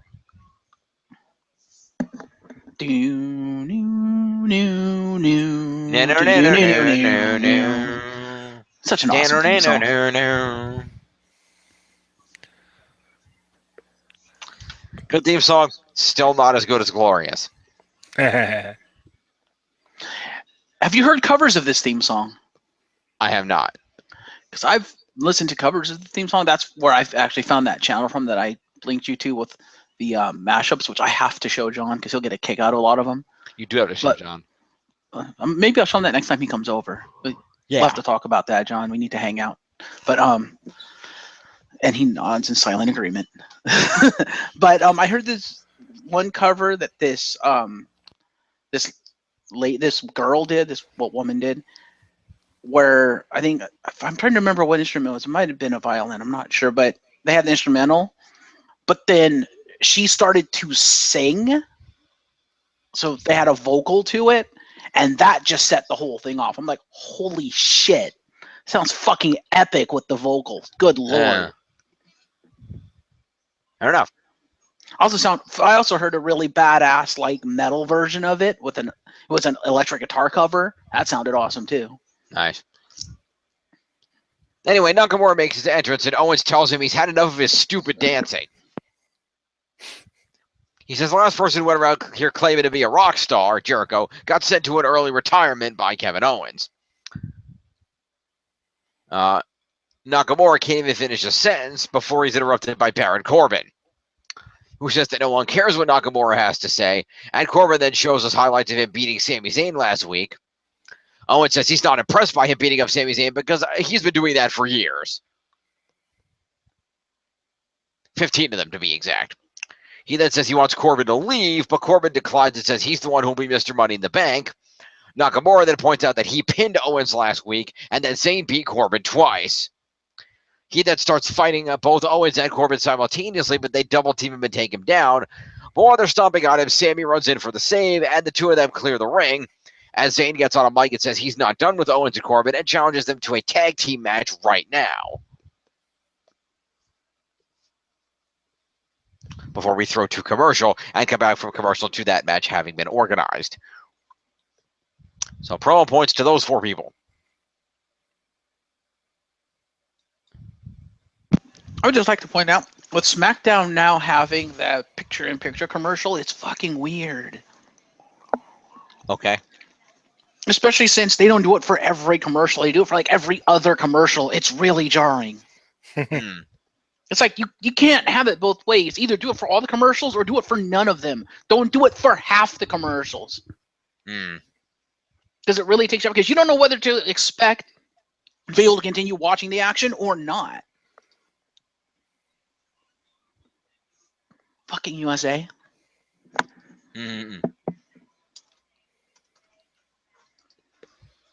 Did you watch SmackDown at all, Jim? I did not. Yeah, so you wouldn't know about that then. I would not. Yeah, it was really fucking jarring. Did you watch SmackDown? I did. I recorded it. I DVR'd it and watched it. That's how I know they started doing that. Because you did mention they were going to start doing that, and they did in fact start doing it this week. And I was like, okay, that could be kind of cool. Until every other commercial was an actual fucking commercial and not half of SmackDown, half the commercial. I'm like, oh, it's so jarring. Right. It was also weird to see the action kind of small with no sound. I'm like, I want to know what's going on, but you don't have the sound. So it kind of takes me out of it. I'm like, why? There's no point, in my opinion, to having SmackDown on the side in the fucking corner silent. Because it's like, well, you're trying to divide my attention. If you're trying to divide my attention, neither one of the shows is actually getting out of it what it's supposed to be getting out of it. Because the people who are paying for the commercial advertising want the viewers to be paying attention to the commercial because that's how they get the sale from the commercial.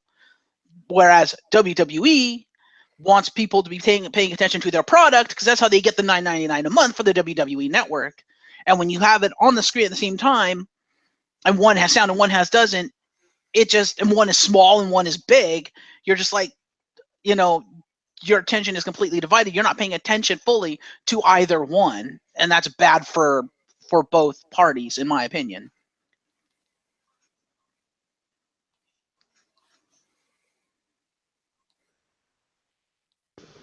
Fair enough. And I could see it also being even worse for someone like you, and no offense I don't mean any offense to you, Jim, with this comment, but someone like you who has problems paying attention to more than one thing, whose laser focuses in on one thing, because if you're laser focused in on the commercial, you're not paying attention to WWE at all, or vice versa. And that's really bad for a network like USA, who wants to get that revenue from both, but can't if their audience is not able to focus on one or the other because they're both on there. Mm-hmm. So anyway, that's my bit about the commercial. Fair enough. Anyway, we come back from it to the tag team match. Playa. Yay. Shane sanctioned it during the break. They all go back and forth. And the whole thing ends with Zayn and Corbin brawling, which leads to Owens bumping into Corbin, and they begin fighting each other. And Zayn then capitalizes on their infighting by clotheslining Corbin out of the ring, and Nakamura nails Owens with the fuck is his move again? Kinshasa. I keep want to say the Bomase, but that's not it. It's the new name, Kinshasa. Thank you. Bomaye. Whatever. Which I would like to point out, Boom Shasa. the Kinshasa, when he did it, didn't look like a Kinshasa. It looked like he tried to do it, but didn't have the range or the room to extend his leg. And so therefore completely missed Owens altogether and just stepped next to Owens. It looked so bad. I don't know if it was the angle, but it looked so bad. I'm like, that wasn't the Kinshasa what he did. Mm. And Wow. reportedly, WWE is not happy with Shinsuke's performances as of late. So at least that's what I heard. Good job that they keep booking him in roles where he has to fucking speak instead of wrestle. Well, no, I'm not talking about. I'm talking just about the in-ring part of it. Because as I pointed out before, going back to his debut on the pay-per-view, I thought the match was sloppy as all hell. And since then, any matches he's wrestled on the main roster have been kind of sloppy, this one being no exception. I think this one was better than his debut match, but with that complete screw-up of a Kinshasa kick, it's like, wow. And like I heard, and I don't need to take it with a grain of salt, I don't know if it's true or not, but I heard that people in the back have not been happy with Shinsuke because of all the hype that's been built around him. They expect him to be a lot better, and he's on the main roster, and everyone else on the main roster looks better than him in the ring, which should not be. Because he, like I said, he looks sloppy as hell. There's no getting around it. He looks sloppy as hell, and he shouldn't. I know he's better than that. So, I don't know.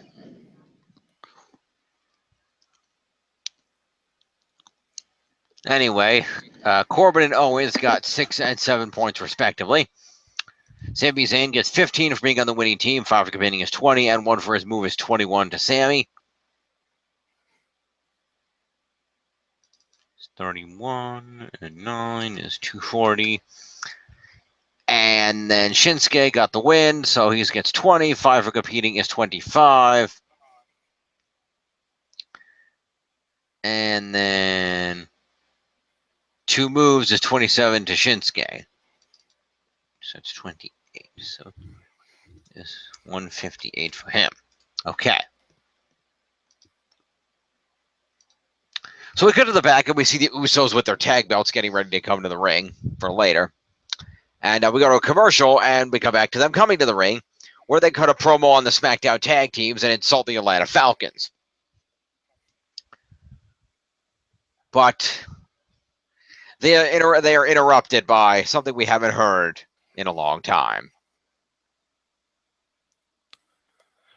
Oh, SmackDown. Oh, Atlanta! Don't you dare be sour! Clap for your longest reigning tag team champs and feel the power! It's a new day. Yes, it is. And they come out to the ring and begin cutting a promo, but the Usos keep interrupting them. And after they trade some insults back and forth, the New Day announced that they had a meeting with Shane, and they were given a shot at the Usos tag title belts at the Money in the Bank pay-per-view.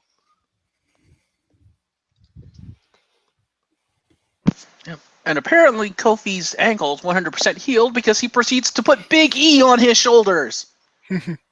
Yeah. So apparently his ankle's perfectly fucking fine. Apparently.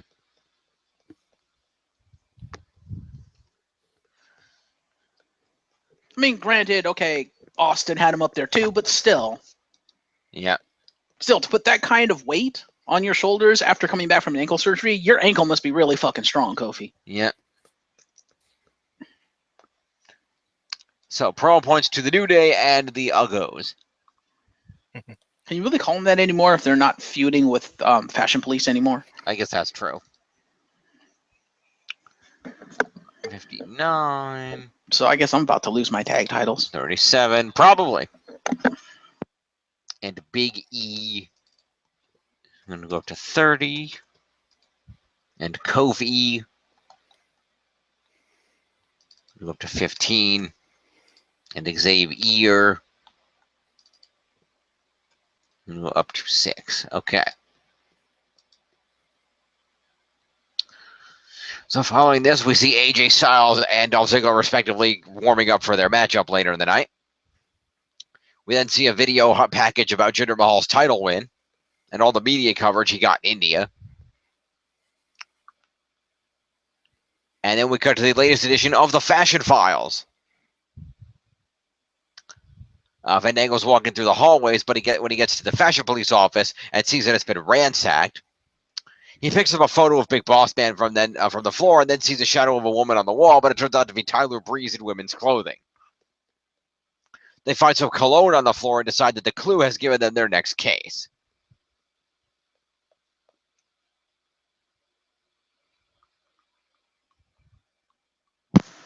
Okay.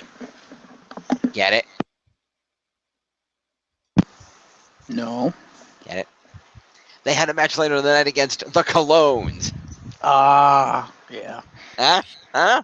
Yeah. I missed that promo, by the way. I don't know how I missed that, considering I recorded the whole show, but I apparently missed that promo. Oh, no.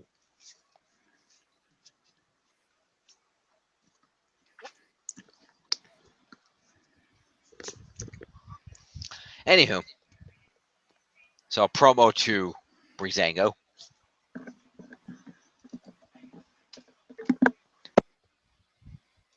And Fandango.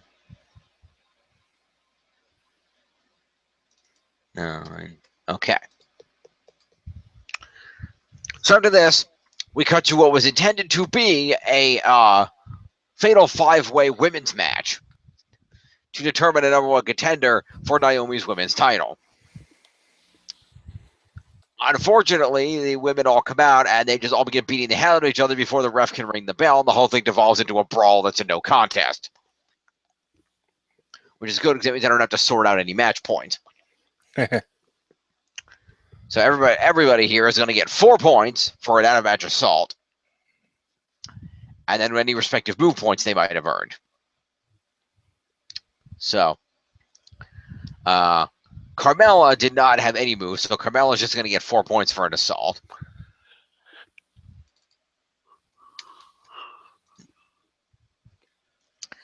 And then we're going to give 5 points to Becky and Tamina each.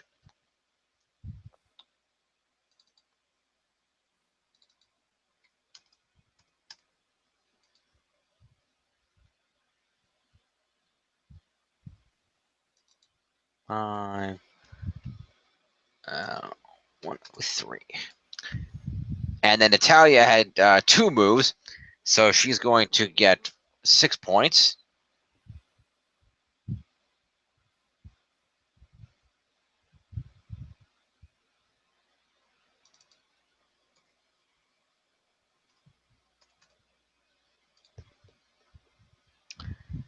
And then last but not least is Charlotte, who's going to get 4 for the assault. 2 for moves is 6.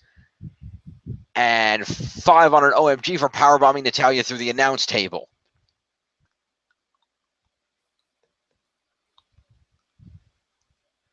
So that's 11 points to Charlotte.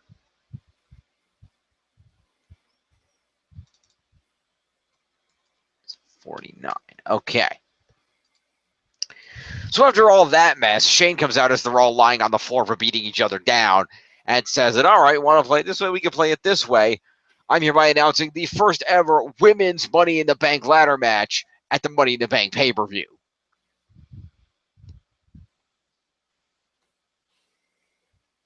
So there you go.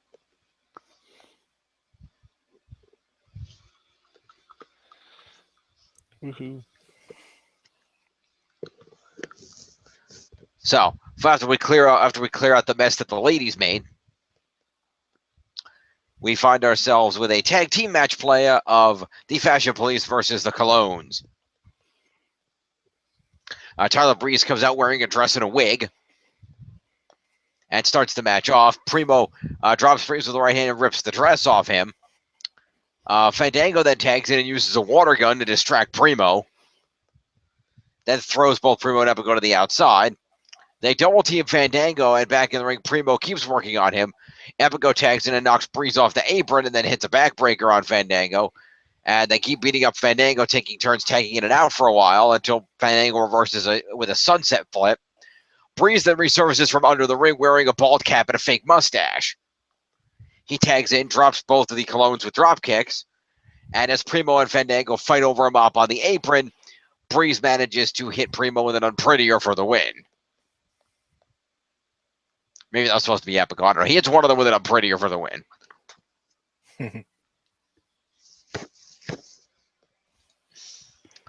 So the Colognes showed up. So Primo will get 5 points.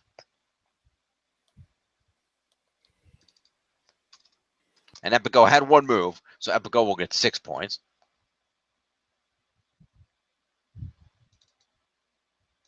Get 52. And then Fandango was on the winning team. He'll get 15 points, 5 for competing. Is 20 points to Fandango. 179. And Breeze won the match. That's 20. 5 for competing is 25. And one move is 26 points to Tyler Breeze.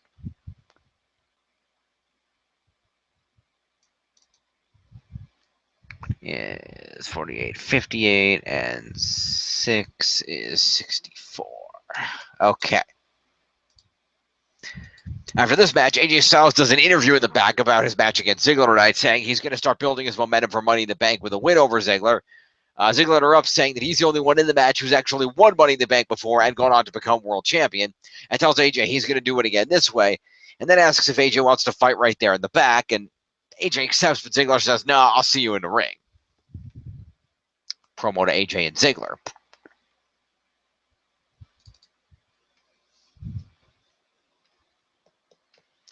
So that'd be 13, 18, and Ziggles is 119. Okay. You guys still with me? It's awfully quiet out there. Still here. Good. So we go to commercial and come back to Randy Orton. Comes out to the ring. Says that if his grandfather was alive, he would smack him for losing to Jinder Mahal. He says that Money in the Bank, he's going to hand Jinder Mahal an American Orton family beating and win the world title for a 14th time in his hometown of St. Louis, Missouri. His music hits as if he's going to leave, but he's interrupted by Jinder Mahal on the big screen, who says Orton is like every other ignorant American, a symbol of the past, and Jinder is the present. Jinder stands in front of a green screen with the Indian flag on it. The Singh brothers are beside him. He holds up the belt as the camera zooms in on him before cutting, and Orton poses in the ring to end the segment. So promo to Jinder and Orton.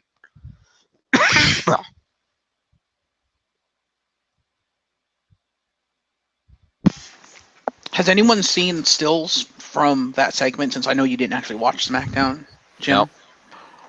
Nope. Because I swear either Orton has lost the physical ability to or has forgotten how to accurately do his own taunt. Okay. Because you know how he has the Orton taunt, right? Yeah. This is what it's supposed to look like. This is how he does it now. He has it inverted inwards. I'm like, that looks weird. That doesn't look like your taunt, Orton. What the hell are you doing? Fair enough. Yeah, it disappointed me because I'm like, no, this is when you're supposed to do your actual taunt and make it look cool. But you just look really awkward and uncomfortable doing it that way. I'm like, that doesn't look right. Anyway, so after that segment, it's announced that Shinsuke Nakamura is going to fight Kevin Owens next week. Then we have our main event of Ziggles versus Styles, in which Ziggles comes out the victor after managing to knock AJ off the rope mid-phenomenal forearm and then super kicking him in the face. And here I would like to impart a little piece of news. Okay. Ziggles fucked up the finish. Okay. AJ, from what I understand, was supposed to get his leg on the rope, so there'd be controversy the following week where AJ would come like, my foot was on the rope, therefore that count should have been broken. What the hell? The problem was because of the way Ziggler executed the move and where AJ, the way AJ landed and how Ziggler was holding him, AJ couldn't move or stretch far enough to actually reach his leg to the rope because Ziggler was locking his leg in place, and so therefore the ending was kind of fucked. So Ziggler beat him clean when he wasn't supposed to beat him clean.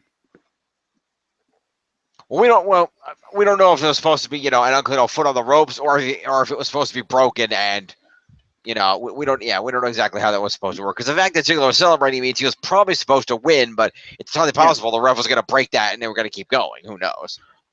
Yeah, like I said, from what the reports say is that Ziggler was supposed to win, but there was supposed to be some controversy so that the feud would continue, as opposed to Ziggler just wins outright. So it's like, well, he beat you, so you really have no cause to bitch because you lost. Take it like a man.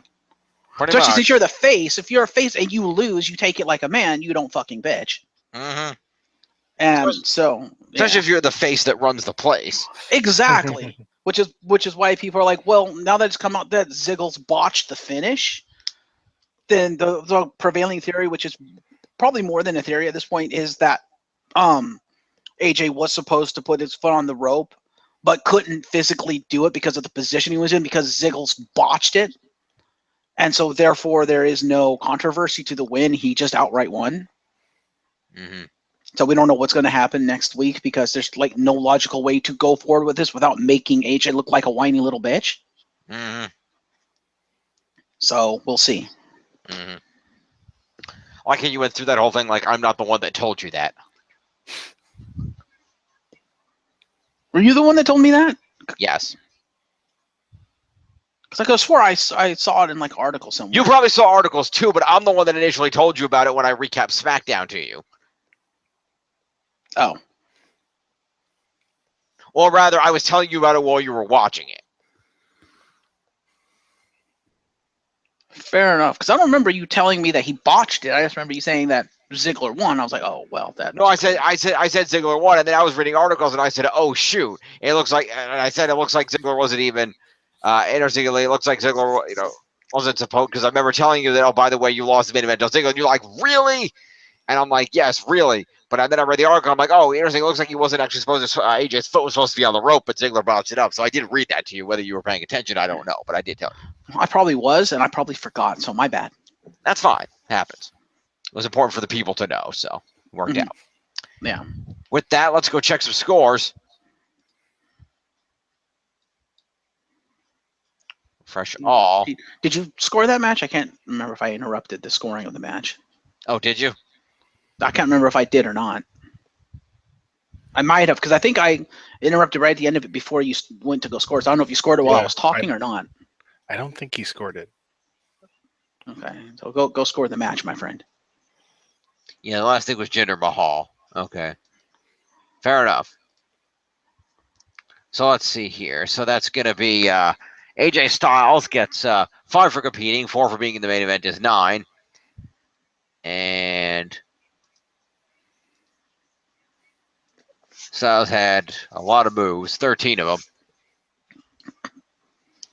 Most of that's on evasions. But so 13 plus the 9 is going to be, let's see. Oh, it's 12. So that's 22 points to AJ Styles.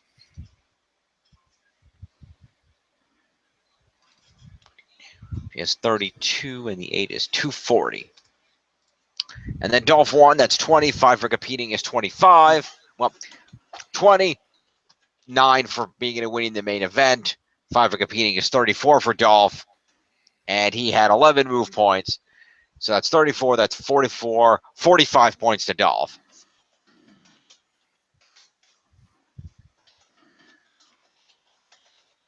Is 55.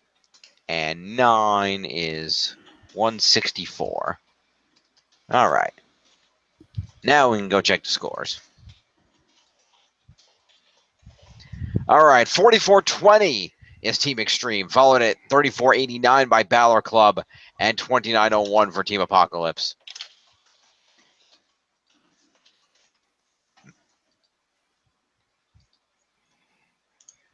All right.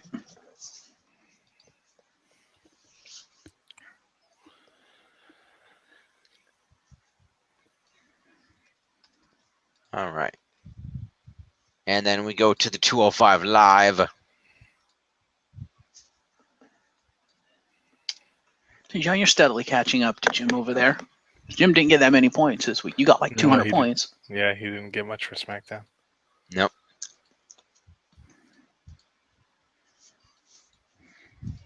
$205 Live. There will be minimal move points for 205 Live because I don't have the normally detailed recap from Cage Side or Raja. So I'm using Cage Side's live results, which is basically just this is the match, this is how it ended. They didn't bother to do results this week? I don't know. Alan Sco must not have gotten around to it this week. Fair Happens enough. sometimes. So move points will be minimal. Basically, you're doing it based off of assumptions of the match probably ended with finishers. Well, no, it says how the match ended with a finisher. I just don't know what other moves might have been occurring in the match. It's basically like, Noam Dar defeated Rich Swann via pinfall following a running enziguri. Fair enough. Yeah, something like that. But anyway, the show opens with a recap of the Neville Aries feud. And Noam Dar and Alicia Fox enter. Dar says to take a long look at that because this is the closest we'll ever get to true love.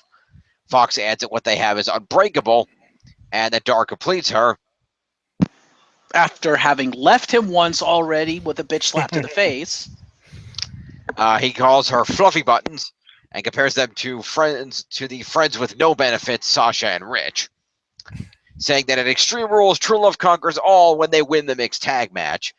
Alicia adds she can't wait to get revenge on Swann for making her look like a fool.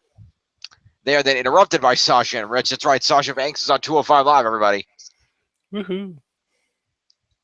They say they see a hot mess in the ring and that they have a lot in common, dancing, fashion, and getting revenge on you two. Alicia has an issue with the fashion claim, and the ladies start trading insults about their hair. The guys have to separate their women as they start screaming about track and weaves. And then it's time for the match, which is Noam Dar versus Rich Swann. And Noam Dar wins that with a pinfall following a running enziguri after Alicia grabbed Rich Swann's foot to stop a diving move, which prompted a full-on wake-snatching fight between Foxy and the Boss.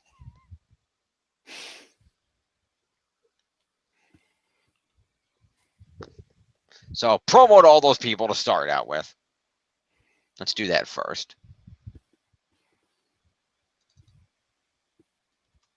10.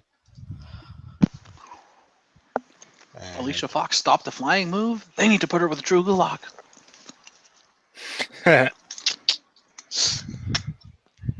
We'll get there. Uh-oh. 4. And then Rich Swann. 169. And Sasha.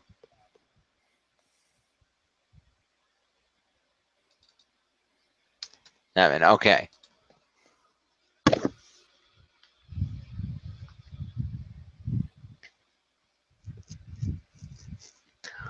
All right, so for the match itself proper, Sasha and Alicia are both going to get interference points. So that's another 6 points there. And accompaniment? And they came out during the promo. I don't give accompaniment when they're out there for a promo and then it's a match. Oh, the promo was out there. I thought the promo was in the back. Fair enough. The promo was in the ring. Fair enough. 3. That's fair. So that 163. All right. So then we have the match proper, which Rich Swann lost, so he'll get 5 points for being in the match. That's 5 points to Rich Swann. Can handle this. Can handle this. 74. No, not 47. 74. There we go. And then Noam Dar is going to get 20 for winning, 5 for competing, and 1 for the enziguri is 26 to Noam. Woohoo. Where the hell is he? There we go. So that's 26 is another it's 150 even. All right. Ooh, he's caught up to Naomi. Yep. So after this, Daisy Fuentes catches up with Cedric Alexander in the back. He says he believes in karma, so at Extreme Rules, he thinks that the Extreme Fools will lose at Extreme Rules. The Extreme Fools. Can you handle this? Cedric adding that he didn't spend 3 months rehabbing to come back and talk about Old Flames. He needs to make up for lost time. And that means going out to the ring and wrecking a local talent jobber with a lumbar check. Okay, then. So Cedric Alexander is going to get 5 points for a promo. He's going to get 5 points for competing in a match is 10. 20 for winning that match is 30. And 1 for the lumbar check is 31 points to Cedric Alexander. Woo! 8. It's 30, 48. It puts him at 58. Welcome back, Cedric. We have a hype video for Akira Tozawa to remind us that he's cool. Ha, ha. That's all I know him for is ha, ha, ha, ha. So, after this, we have a one-on-one match between Drew Gulak and Mustafa Ali.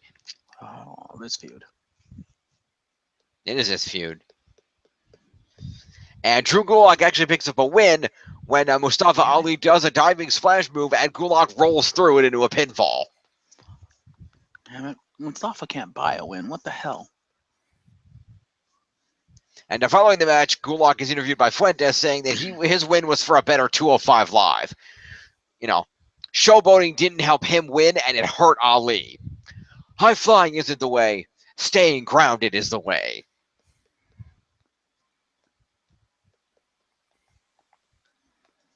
So Mustafa Ali is going to get 5 points for being in the match.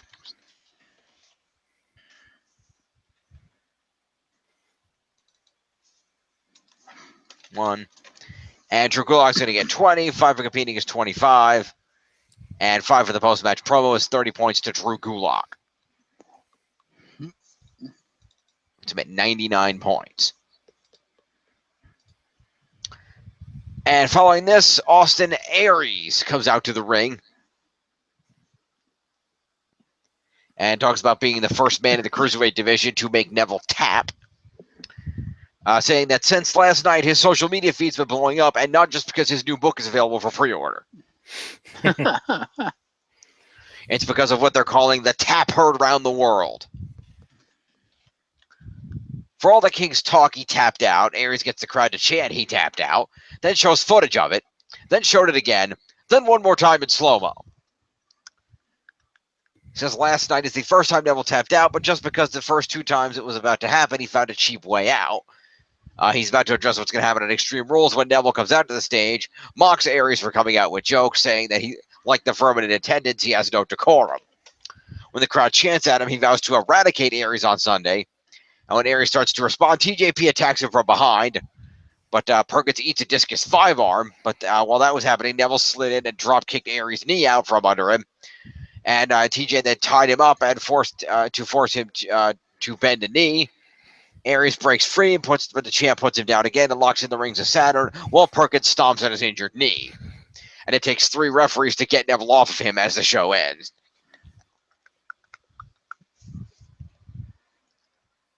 Okay, then. So,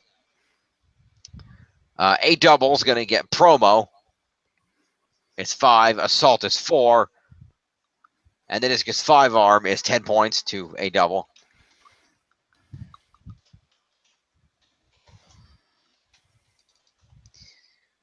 And that puts Austin Aries at 303. And then Neville's going to get promo and assault is 9 points plus the rings of Saturn is 10 points to Neville. Neville.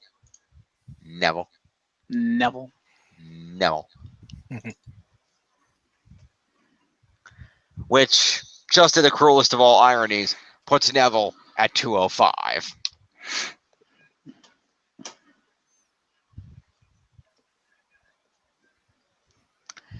And TJP is going to get himself some assault points, so 4 points to TJP.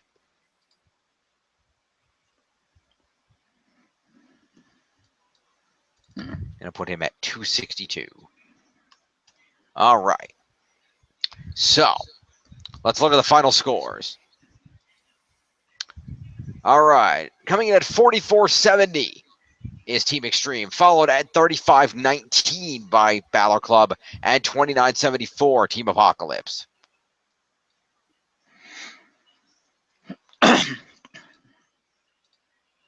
All righty then. Indeed.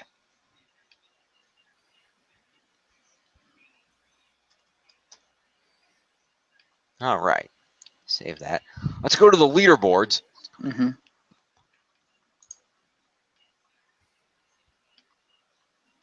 Top of the leaderboard is still the United States champion and the new face of America, Kevin Owens. Of course. At 393, followed by Jinder Mahal, the WWE champion, at 324. The Maharaja. Followed by A-Double Austin Aries at 303. Finn Balor coming in at 287, followed by the Raw Women's champion Alexa Bliss at 283.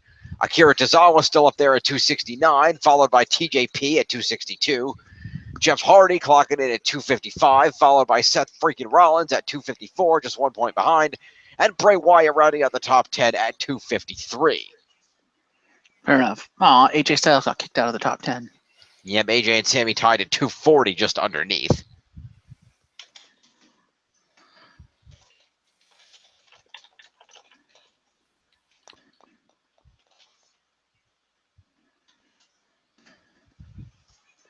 All right, so there we go. So, let's talk about tomorrow, y'all. Well, today, actually, technically. Yeah. By the way, not that this is going to last very long. Yeah. But I'd just like to point out the glory that despite being gone for close to a month now, Chris Jericho is still ahead of Roman Reigns. Sorry, John. That's fine. Yeah, well, Roman Reigns is about to get main events special match points, so Yeah. so that ain't gonna last. No, it's not. All right, so there you have it, folks. That's our program for the evening. Gentlemen, final comments, thoughts? No? That was No more, weird. this is your life. Yeah, kind of bad. Yeah, just a little. Just a bit.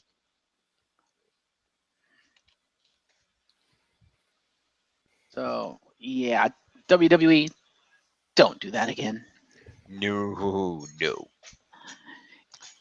If you're going to do it, don't write it. Let the talent write it. Yeah, that too. That's probably why, like, the original one worked, because Mick Foley's probably the one that wrote it. Yeah, that one's Probably with help from The Rock. Probably. And that's also probably why the Festival of Friendship thing worked, because I can guarantee you, Jericho created that. He invented that. He invented that. He invented that, yeah. He did. Fair enough. At any rate, this has been the Fantasy Log. Extreme Rules. Oh yeah, talk about Extreme Rules. So what's the order we're going to go in here for predictions? I don't care. Let's let John go first. We'll go John, and then you want to go second, Jim, or do you want me to go second? Let me go last. That way I can take us right to the ending. That's fair. So, librarian, do your job and bring up the card. Yeah, I'm working on it.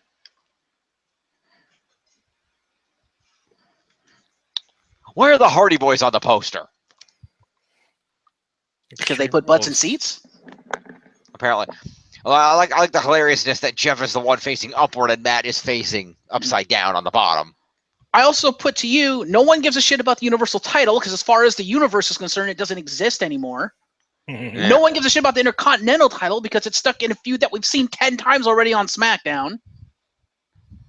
And whatever credibility the women's title had went out the door with Monday Night Raw this week. So the only title anyone gives a shit about is the tag titles, because Hardy Boys. Cruiserweight. Technically not a Raw title. Technically, it is. Technically, it's a 205 Live title, but yeah. Technically, no, because if you go on WWE.com, you will see that Neville is listed as a Raw superstar, as are all the cruiserweights. Which is true. Also, but Vince doesn't like the cruiserweights, therefore he would never agree to put them on a poster. Yeah, well. Anyway, so yes, our match consists of the Fatal 5-Way to determine the number one contender for the WWE Universal title. Wait, let's go in order. Start from the beginning, and we'll go and do our predictions as you go through the list. I am going in order. The Fatal 5-Way is the last match. We don't know what the actual order of matches is going to be, so I'm just going from the top all this down. Okay, fair. Yeah. Oh, really? That's at the top of the list? Okay, fair enough. Yes, it was the first match announced. Do they have the kickoff matches? They do not have any indication about matches being on kickoff. Mojo Rawley's going to win the kickoff match. Okay, if it's not on the main list, I'm going to predict right now Goldust v R-Truth for kickoff. There you go. That match has to happen at the pay-per-view one way or another with how they've been building this. Well, no, but I think they build it. I think they given out them build that much. I think they build that up for another month to do it at the next pay-per-view. Fair enough. Okay, so John, Fatal 5-Way. Predictions and discussion. I don't know. Balor seems likely, but almost too likely. So I guess I'll go with him. Fair enough. I will also pick the Demon King, Finn Balor.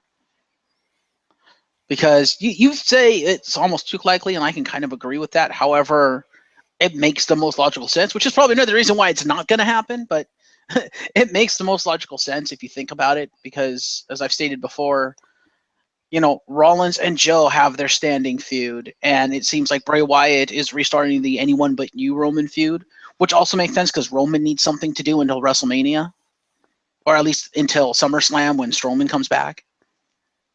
So it would make sense they would feud. That leaves Finn Balor the only one without a feud. That and Heyman kind of singled him out on Raw 2 weeks ago. So I'm going Finn Balor. Jim.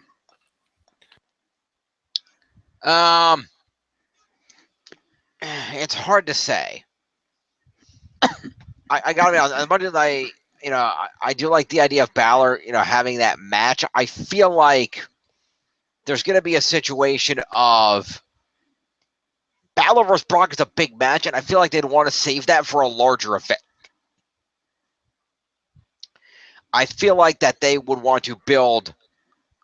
I don't know if they want to have that happen here or save that to be like a big WrestleMania match. But the WrestleMania match is going to be Reigns versus Brock, and before that, they have to have Strowman versus Brock, which now has to be pushed back because of Strowman's injury. Which means, will they have time to work in Balor there? Because I think their original plan was probably Strowman versus Brock at Balls of Fire, and then they were going to build up to Finn Balor versus Brock as the mid feud between Strowman and Reigns. But they can't do that now because Strowman went and fucking elbowed a goddamn ambulance and shattered his elbow. Mm-hmm. Well, I don't know, but the way it's leaning right now, and I don't know. Finn Balor does make a lot of sense because he's the one not in a feud, but there could also be some switching around of feuds as well. Absolutely. Because I wouldn't be surprised if Seth Rollins won. I'll be honest with you. Is that your pick? I think I'm going to go with Seth Rollins only because I think the Kingslayer is, a big enough star that they'd be willing to bank on him for the match. It keeps Roman free, to do whatever until Braun comes back. They can feud him with, with the Bray, and Balor and Joe know each other. They'll make each other look damn good. True. And I wouldn't be surprised if Joe did turn on and end up going after Balor if that was the impetus for Balor to summon the Balor Club to back him up. Possibly. I still like the impetus of the Balor Club being, I have to face Brock Lesnar. Help! Maybe. But Balor doesn't need them for that. He's not a chicken shit heel. No, he's just a really scrawny guy that Brock could break in half without sweating. Yeah, but still, it's Finn Balor. He's the demon. Yeah, Brock Lesnar is a multi-time UFC champion. What's your point? My point is, I have more belief that Finn Balor would go one-on-one with him than Dean Ambrose, and Dean Ambrose did it multiple times and tried to murder him with a chainsaw. Yeah, well, that's the difference. Ambrose will come with weapons. What does Balor have? Because the whole thing Balor has for pay-per-views is the demon persona. That's not going to scare Brock or intimidate Brock. So that goes completely out the window. What else does he have? Speed and agility. So does Brock. Next. No, Brock doesn't have that level of speed and agility. I was gonna say Balor can have more than a 5-minute match. Yeah, exactly. Yeah, but Brock doesn't need more than 5 minutes to win. Balor can successfully execute a shooting star press. Oh. So can Brock if they don't task him to do it at the match. If they don't walk into the arena and say, Brock, you're doing a shooting star, and he goes, the fuck? It's like, have you seen my muscles? Have you seen my hypodermic needles? I can't do that. Also, Balor showed up every night he was champion. Yeah. All one night that he was champion? Still did it every night. Yeah.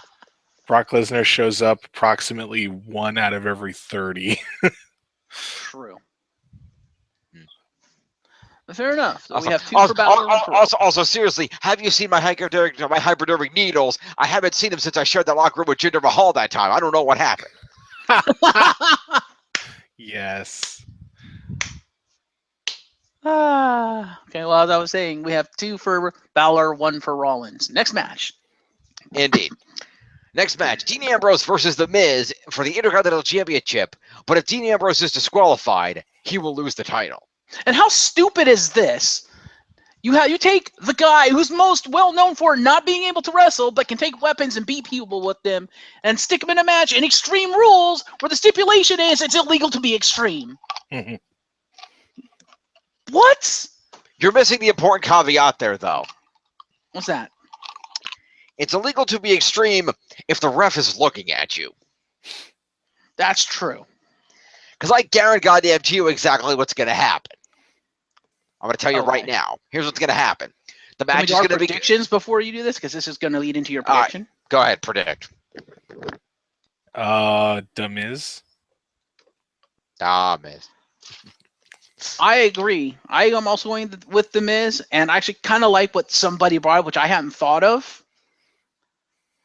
Elias Sampson comes in, cracks Miz over the head with his guitar, disqualifying Dean Ambrose and costing him the title. Yeah. That could happen. I think that would be awesome. I could see that. Or My other the- thought was simply that the stipulation won't affect Dean because all he has to do is wait for Miz to pull his usual shit, and while Maurice has the referee distracted, instead of Miz gaining an advantage, Dean will bash him with a belt or something. Yeah. I also think The Miz, because number one, it seems like it's set up for The Miz to win and to get his title back, and number two, I don't think it would make sense for Dean Ambrose to win since the stipulation so heavily goes against his style. Yeah. I think it would really, really, really hurt The Miz if he lost this match. Mm-hmm. Alexa Bliss versus Bayley in a kendo stick on a pole match.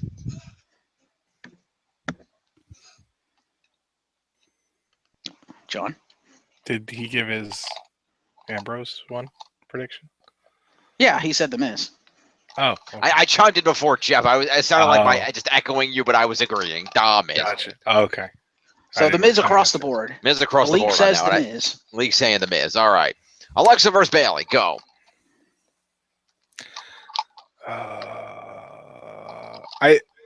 Fuck this match, first of all, and second of all, probably Alexa. Yeah. They're evidently not going to give Bayley shit for some reason. I agree. It's probably gonna be Alexa. They're going to give Bayley shit. Shit is what they're going to give her. Yeah. Yeah, I agree. It's probably, well, from a wrestling log standpoint, I hope it's Alexa. From a personal standpoint, I hope it's Alexa. It's probably going to be Alexa. Number one, she just got the title. They're not going to take it off her, although we did say that about Bayley, and they probably took it off her. But then again, it was Charlotte that took it off her, so that's fair enough.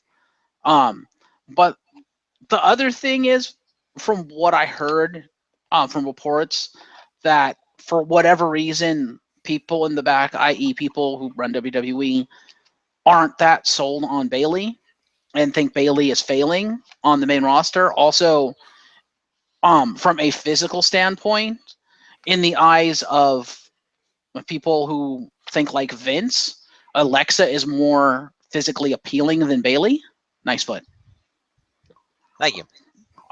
So for those two reasons, that they think Alexa's more marketable and that Bayley is failing, I don't see them putting the belt back on Bayley. Yeah. Now, I would disagree on the attractiveness. I do like Alexa Bliss. I think she is incredibly attractive. I also think Bayley is incredibly attractive. Now, do I think Bayley is succeeding in a marketable sense on Raw? Probably not as much as Alexa, which is probably why they put the belt on Alexa in the first place. Mm-hmm. I think Bayley could be marketable, but I think they're doing it wrong. Mm-hmm. And again, the last Monday segment certainly didn't help. Yeah. And that's weird considering Alexa is the one looking super strong going into the match. So WWE logic would dictate Bayley's going to take it back. Yeah, and it makes it. And I'll agree. It makes sense for Alexa to retain the belt here. There's no reason to put it back on Bayley. Yeah. The Hardys versus Cesaro and Sheamus in a steel cage match for the Tag Team Championship. John.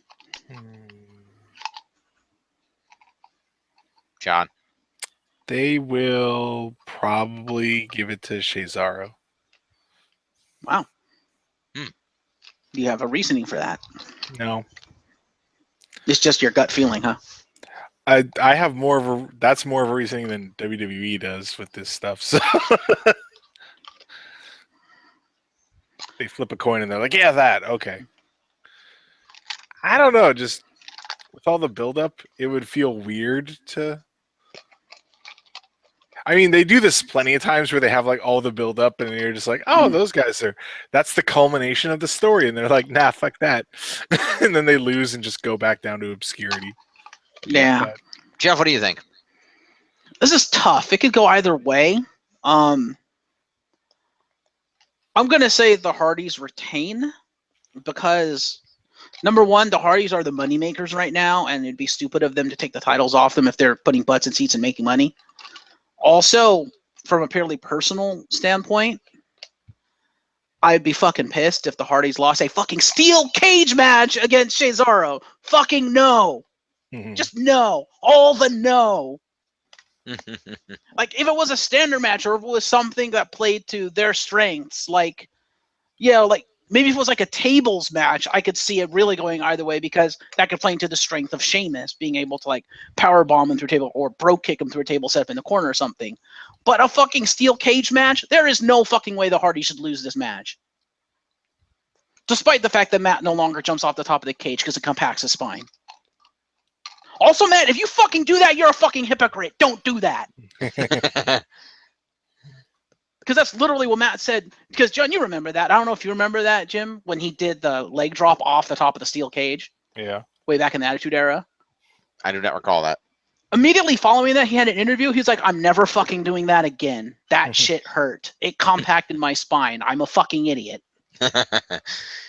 Yeah. And I don't think he has. So, please don't do that. I don't want to see you end your career do it being stupid. That's your brother's job, not yours. But yes, the Hardys. Yeah. Jim. I agree, only because it seems like, the Hardys are big face right now. Them being the champs is money, like you said. And given the supposed plans, I don't see them taking the belts off the Hardys until they have plans in place for them to pursue their singles careers, which haven't really been set up yet. So, I would say the only reason you're gonna see them take the belts off the Hardys is if they acquire the rights to the Broken Universe. Mm-hmm. I'm predicting that right now. Which they have not. So no, and they will not until Matt Hardy acquires the rights to the Broken Universe. Yep. If he does. Yep. So, we have Neville defending the Cruiserweight Championship against A Double Austin Aries in a submission match. Aries. I agree. A double. He has to win this. If he loses this, he's done. He's lost Neville twice. If he loses 3 times in a row, he's lost all credibility. He has to win this. Jim? Agreed. Yeah, I have to agree. And it's built to the point where this is pretty much must win for him. And Neville's had a good long run as champion, and I think they've built it up that Aries is the one who can't beat him after all this. So I think that'll be some interesting development, because not only can that happen, but that also, assuming Neville gets a rematch and doesn't win, that sets up TJP to be the new main heel to feud with Aries. So I think that works well.